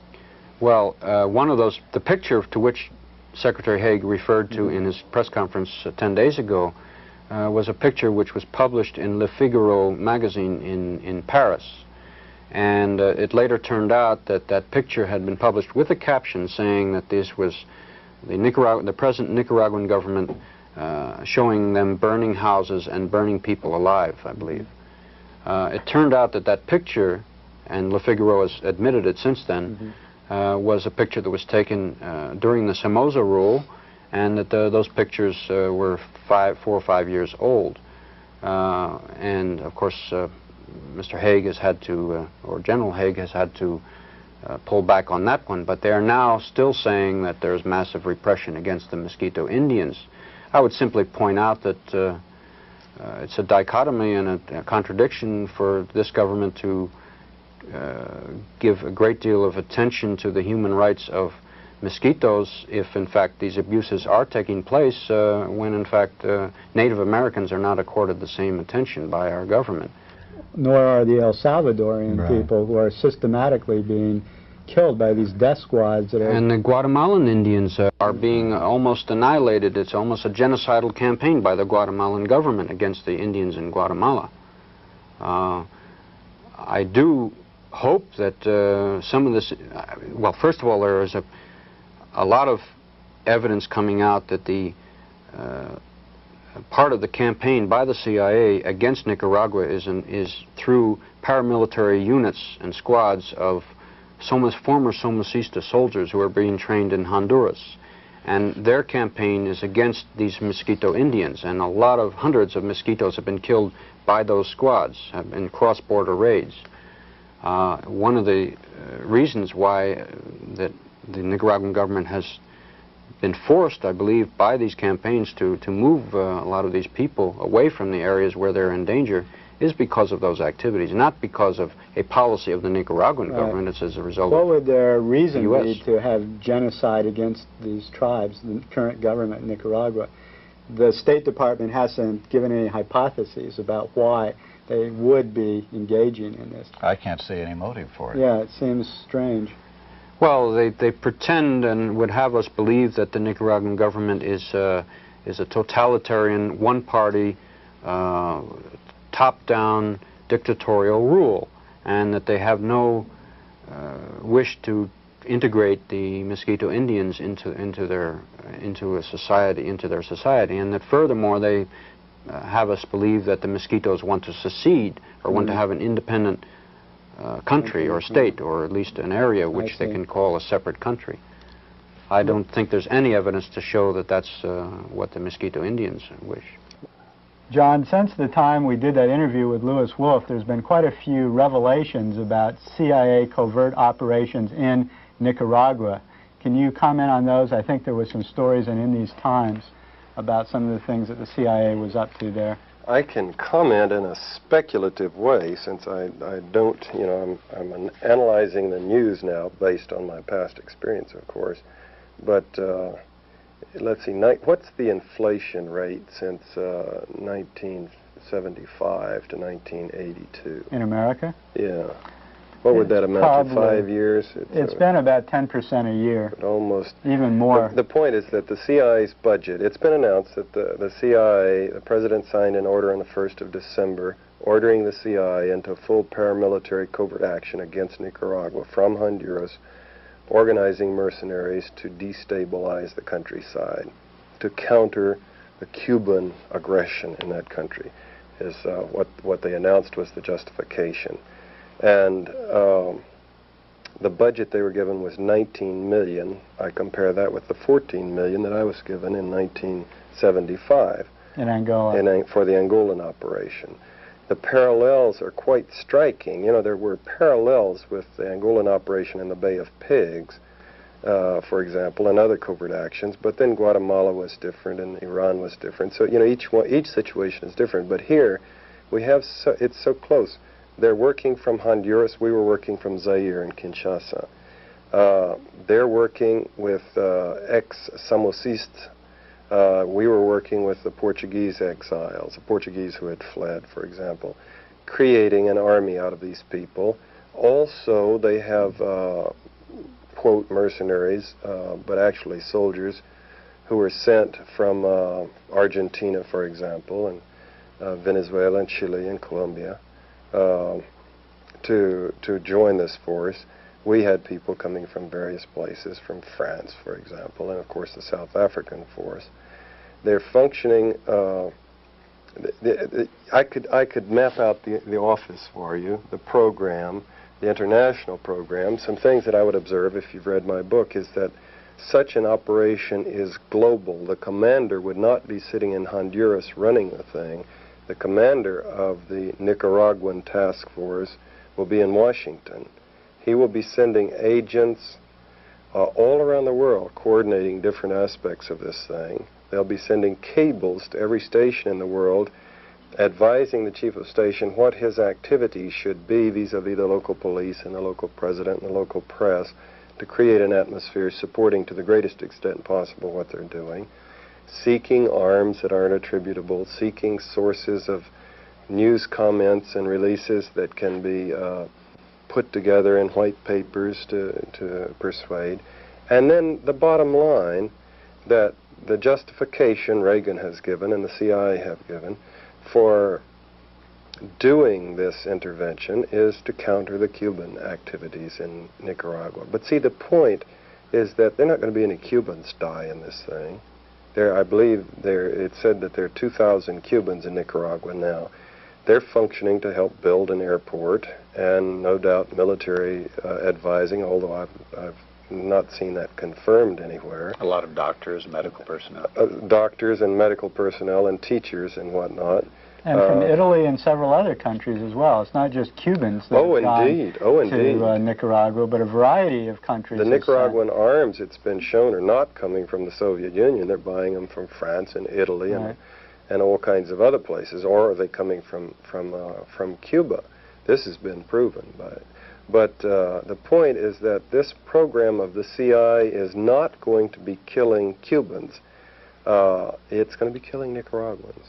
It's not going to be killing Nicaraguan officials, not that many Nicaraguan soldiers. It's going to be destabilizing the countryside, blowing up bridges, ambushing buses.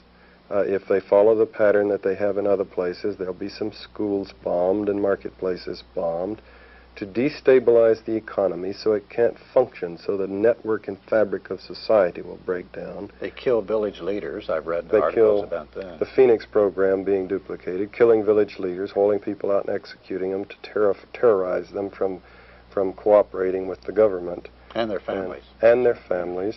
In fact, the last 3 weeks in these times has had some very good articles on Nicaragua that indicates that from Honduras, some hit squads were sent into Nicaragua that have killed at least 30 leaders and just innocent people in that region and have terrorized peasants and people living in Nicaragua near the Honduras border because of these hit raids. Although on the other hand, they've led these people to organize and become even more firm and resolute in their will to protect their country. So sometimes these destabilization programs backfire and end up stabilizing the country and unifying them. It certainly did in the Bay of Pigs. The CIA invasion there unified Cuba under Fidel Castro.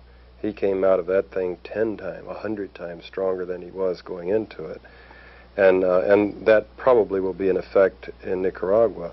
These Nicaraguans dying will be added to the 800,000 I mentioned earlier, the victims, people who die as direct victims of CIA covert actions in the last 30 years. The minimum figure given by all responsible parties and press and government studies and whatnot is 800,000. The figures range from 800,000 to a couple of million victims of CIA operations. Right. Indirect type of... Indirect. Now, that does not include, for example, the people who died in the Vietnam War, which was a direct result of a CIA covert action. Or the, what, 1.5 million in Indonesia. The 1.5 million in Indonesia. Now, that's a lot of dead people. Now, the circumstances of this killing are pure terrorism. Recruiting terrorists to go across the border and blow up and assassinate and kill. We have to remember that the next time President Reagan or Alexander the Hague are making their pious statements about the threat of international terrorism and the horrors of international terrorism, the United States is, without any serious competition, leading the world in international terrorism today and for the past 30 years. John, isn't there something unique about this Nicaraguan situation, is that the administration is openly admitting that they are carrying it on? That's truly a difference, and this gets back to the rogue elephant. Is the CIA a rogue elephant, or has it all these years been doing what the president wants? And of course the truth is both. In some cases it's done what it wanted, contrary to presidential orders. In other cases it's done what the president probably wanted but didn't say. In this case, because of the nature of the Secretary of State and the president, the CIA is clearly doing exactly what the president wanted. Now, the president didn't hold a press conference to say, I'm sending in the CIA to kill people in Nicaragua, but it has been admitted by the White House that they did. It's been leaked, and the president smiled at the leaks, that he did order the CIA into this action. So he's clearly, he sees himself as, Marshal Reagan, sort of, showing off how he can shoot. Let those people know he's got something he can do. Louis, while we're on Central America, we might also note that your group has published a book called White Paper, Whitewash, in which you analyze the infamous white paper that was published by the American government to justify American intervention in El Salvador. Can you just briefly indicate some of the obvious whitewash in the white paper and some of the things published in your book, and then maybe we can tell our audience where they can get this? The white paper was published in 1979 well, I should say, I'm sorry, there were prior indications of propaganda about U.S. intervention in El Salvador, but the original white paper that we're talking about here came out in 1981, February 1981, and it was said to have been captured. There are a series of documents that were captured by the Salvadoran armed forces. Now, we should remember, first of all, that there were three accounts offered as to how the information was captured. One said it was found by a State Department intelligence man who went to El Salvador and saw it on a table in the headquarters of the Salvadoran Armed Forces. A second account said that it was found in what was called a safe house of the guerrillas in San Salvador. And the third and most unlikely account was that it was captured from a guerrilla who was found walking through the streets of El Salvador with a whole packet of documents under his arm. Each of those accounts were offered as the source of these documents. We have analyzed the documents. It's in this book, co-edited by Warner Polchow, or edited by Warner Polchow, with interviews with Philip Agee. And it's very interesting to analyze, as has been done in the book, line by line, word by word, the so-called white paper. There are parts of the paper, for example, that refer to, in English, sections of the so-called original Spanish language documents that don't exist. There are creative translation. Exactly. There's one document, for example, that's partly in Spanish, in handwritten Spanish, and then on the same document it's typewritten in English. So we're asked to believe that whomever was sitting down at the table writing these shopping lists for arms from Cuba, from Vietnam, from Ethiopia, and Libya, was going to move from a pen in Spanish to a typewriter and type in English, and I might say, very literary English. There are a lot of contradictions in the white paper. Basically, we should understand this because it was and is the first and the most important justification that has been used by the government for its intervention in El Salvador. Of course, now they pretend that because the white paper was so widely discredited, even by one of its authors who gave an interview to the Wall Street Journal and disclosed that he even had a lot of questions about it. So I think there's a lot of reason that this document or this exercise in propaganda is a classic in CIA propaganda. Louis, if the audience wants to order this book, how can they get it? Well, they can write to the publisher, which is Deep Cover Publications. Should I give the sure. address in Post Office Box 677, New York, 10013, and it's well, $6.50 plus $1.50 handling. Yeah. And can people also get the mailing list for your other publications? You've published a book called Dirty Work, the CIA in Western Europe, and another one called Dirty Work, the CIA in Africa, as well as putting out this Covert Action Information Bulletin. Will you give information on how they can order those other publications? They can write to us, to Covert Action Information Bulletin in Washington. I'll give the address, Post Office Box 50272, Washington, D.C. 20004, and we'll be happy to send you the information. I find this very sad, by the way. It troubles me, not obviously because I was once part of all this, but also just as an American citizen, to realize that this country is indulging in activities that are just as cruel and just as depraved in some cases, and almost as extensive as what, for example, the Gestapo indulged in Germany. We haven't liquidated 5 million Jews, but 800,000 minimum figure people killed in terrorist circumstances in the Third World is a lot of people dead. And the responsibility, ultimately, yes, it's done by the CIA and it's a secret organization, and therefore we have plausible denial to our own consciences because there's nothing we can do about it, we don't know about it, and they didn't consult us. But the other side of that coin is that the CIA is the United States police organ, and what it does, we, the American people, are responsible for. So that in addition to the personal losses of freedom of speech and freedom of the press, we are responsible for the genocide of terrorism that's taking place against the world today in our name and with our tax dollars. And with the changes of the laws and executive orders, the whole apparatus of the intelligence services, including the FBI and their right-wing hit squad buddies like the Nazis and the Klan, are now being able to be turned on the American people. Turned on the American people. With impunity. Remember that, Lou Wolf mentioning the executive order, which we've all followed with great interest. That, too, is President Reagan going public, bragging about what he's doing with the CIA. But don't forget that the CIA has always functioned extensively inside the United States. The MHKS, a billion-dollar program, was all domestic. And MK-Ultra experimentation on American citizens with drugs and LSD and whatnot, that went on for 20 years, and that was inside the United States on American guinea pigs. The opening of mail for 20 years was American citizens' mail. They've always done this thing. The Operation Mongoose war against Cuba was run from Florida, and they had over 1,000 safe houses and boat docks and whatnot that they were operating from the United States. The training facilities for torture, for interrogation techniques, were in San Antonio, Texas at one time, a few years back. And, that's something that's easy to move somewhere else. I don't know where it is today.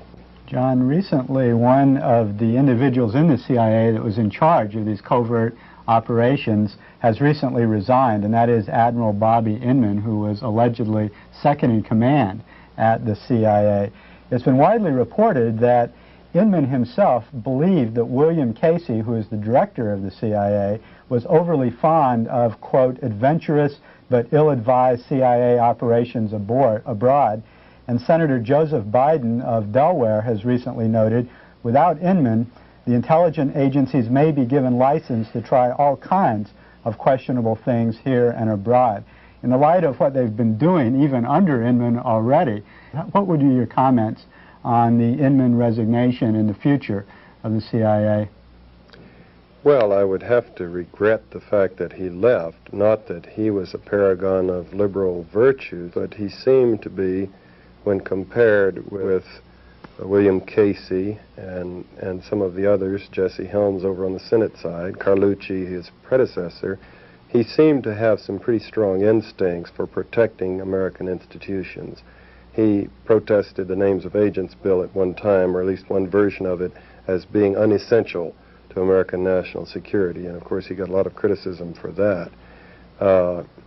It would seem that he was, in effect, a moderating influence on some of the crueler instincts of men like Casey, who of course is a very inept and corrupt individual.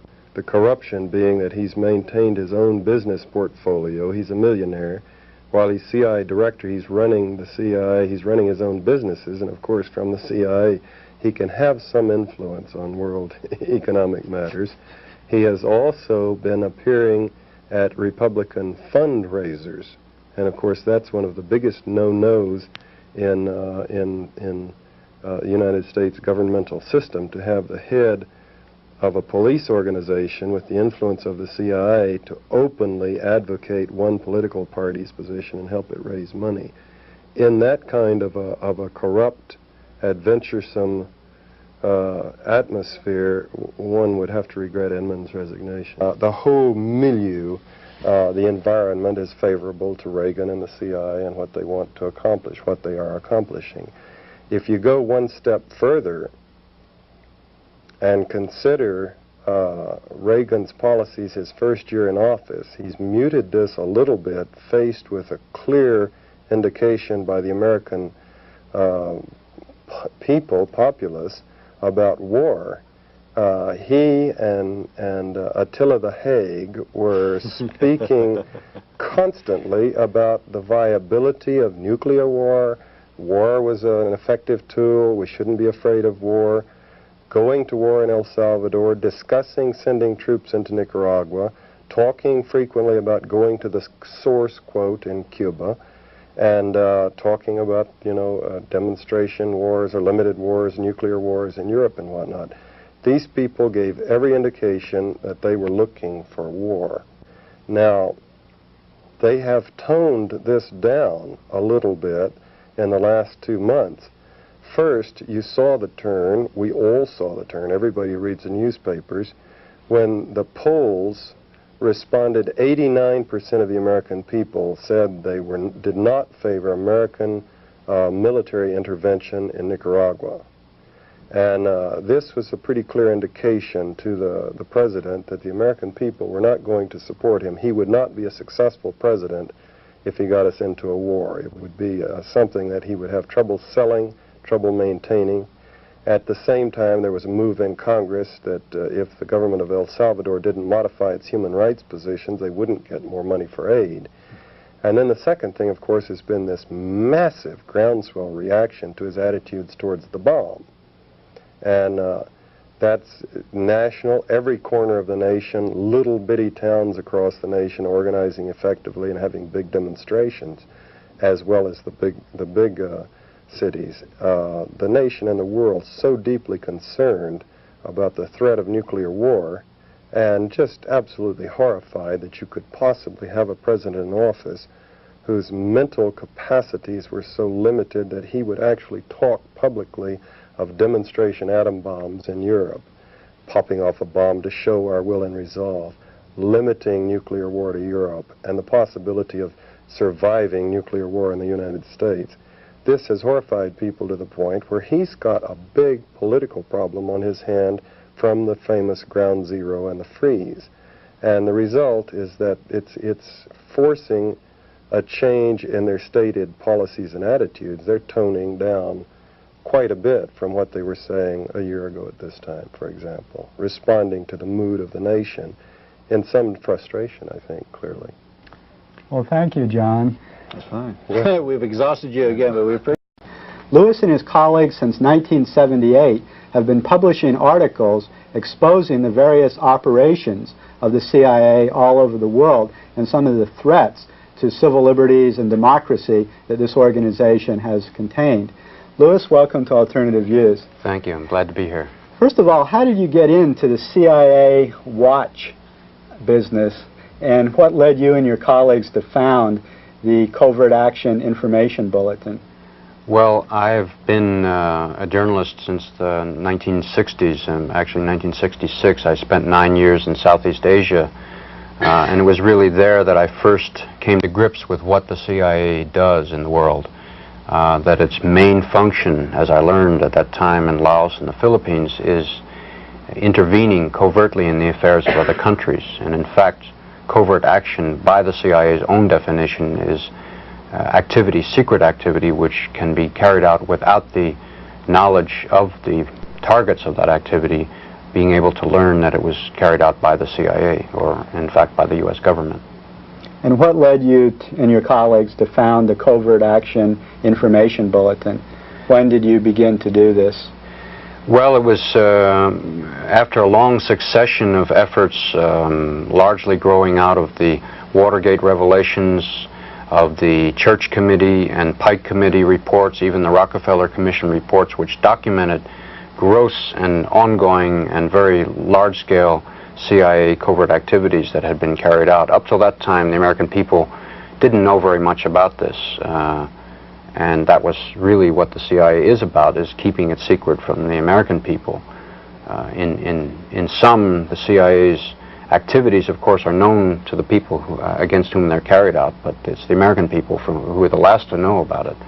And we, as a result of a lot of those revelations and a lot of other people who were concerned about it, decided to try and put together a journalistic effort to look into these areas. There was another magazine, Counterspy, which started earlier, and after several years it bit the dust, and we decided after 2 years in 1978 to start Covert Action Information Bulletin.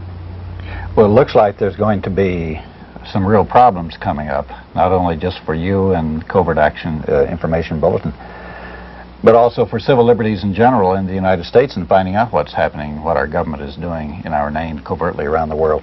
With the intelligence... Where did they make this announcement? They did it, the prosecuting attorney, the State Department's representative in the passport case in which they took Phil Agee's passport away from him, revealed the identities of these agents and claimed that that proved that people publishing the names led to their deaths. They were already dead when the government chose to use a totally fictitious, a totally false ploy to discredit Phil Agee. He had not revealed their names. And so it's now in the Supreme Court records. It's cited by the Supreme Court justices in their decision against Phil Agee and his passport, him keeping his passport, these agents being killed, i.e. the Supreme Court and the State Department revealed their identities to accomplish their objective against Phil Agee. There was another situation in Jamaica where it looked like it was a planned-put-up job which failed. In that case, indeed, the chief of station's house was shot up with machine gun bullets, and so they made considerable propaganda publicity out of that with photographs of the bullets. But it's true his name had been published, but what happened is the back wall of his garage, well away from the house, received 5 machine gun bullets at a time when his family was out of the country and he was not in the house. And yet they tried to use that to make publicity to show that it made it dangerous to have the names revealed. It was also during an election where the opposition to the Social Democratic government wanted to make it appear that terrorism was rampant in Jamaica. And so wasn't there some political exploitation? Oh, indeed. There was considerable political exploitation of it, and all evidence points that it was the government secret police that fired the bullets. Right. But again, the press in Washington cooperated with the CIA to give publicity for the bill against the exposing of names. So there's no real need for the bill. It's not protecting in any way our national security. It's not required by the history of the CIA. Precisely. On the one hand, that's the problem, and I go a bit further to point out that these agents, 80% of them were identified from overt information in the Library of Congress. The people publishing the Covert Action Information Bulletin go to the Library of Congress and go through the State Department's overt records of its personnel and come up with the CIA officers' names infallibly, because there are little indicators in there which anyone can go in and read through and say, that's CIA, and that's CIA, and that's CIA. It should have been closed on the Church Committee, because as though the church investigation had anything whatsoever to do with it. They flew him back and gave him a full state ceremony, which of course was admission that he was CIA to the world. I mean, the headlines were CIA chief killed. They didn't say the third secretary of embassy killed. The United States government made as much politics as they could out of the fact that this man was a career diplomat agent. Now, the fact was, they caught the terrorists that killed him, and they ascertained, they verified that those were the individuals who had published his name in an Athens newspaper 3 days before they killed him, because they wanted world attention to what they were doing. And it had nothing to do with the investigations or publications in Washington, and they already planned to kill him. Now, this man had been ordered by CIA security to change houses, because he was living in the same house that 8 other CIA station chiefs had lived in before him. Generation after generation after generation after generation of CIA station chiefs had lived in that same mansion. It was a big villa in a very posh part of Athens. As governments had changed, coups, the colonels' coups, the monarchy in and out of power much earlier, and dealing with all of the terrorist activities and anti-terrorist activities and coups in the Middle East from Athens, with the CIA heavily involved with each government and change of government and the ins and outs in these governments, and yet the CIA station chief was living in the same house throughout. Eventually he was killed. He refused to move because he said it was a good house. Now, there is no way that that can be blamed on U.S. journalists publishing names in Washington. Moreover, as I pointed out, the CIA director Bill Colby exploited that man's death to make a big issue and to effectively close down the Church Committee. Which was investigating the CIA, which was investigating malpractices. The CIA's extensive malpractices. They put the Church Committee on the defensive and out of business. Now, there was one other incident in El Salvador where 2 agents who were under a labor cover were killed by by the government police, the secret police. They're treasury agents, is it, in El Salvador that do the killing down there. Now, these 2 guys were in contact with the government. They were killed by government agents, set up in a hotel and shot. And the United States announced to the world that they were secret agents. Their names had been published much previously, but the United States identified them, thereby admitting they were agents and admitting that they were using this labor organization as cover. Identities Protection Act, just about to be passed in Congress, and with Reagan's Executive Order 12333, things are going to be quite different shortly, aren't they? There is clearly a very marked escalation towards secrecy in this government.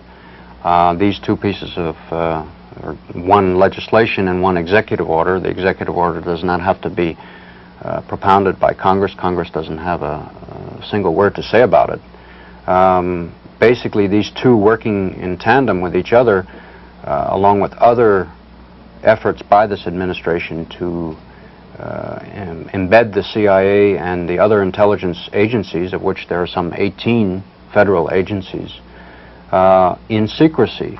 This bill is the CIA's greatest operation without any qualifications. It's better than, in terms of their interest, than when they installed the Shah in power. It's better than the coup in Guatemala. And of course there are many failures from their own point of view. Better than putting Pinochet in power in terms of CIA values.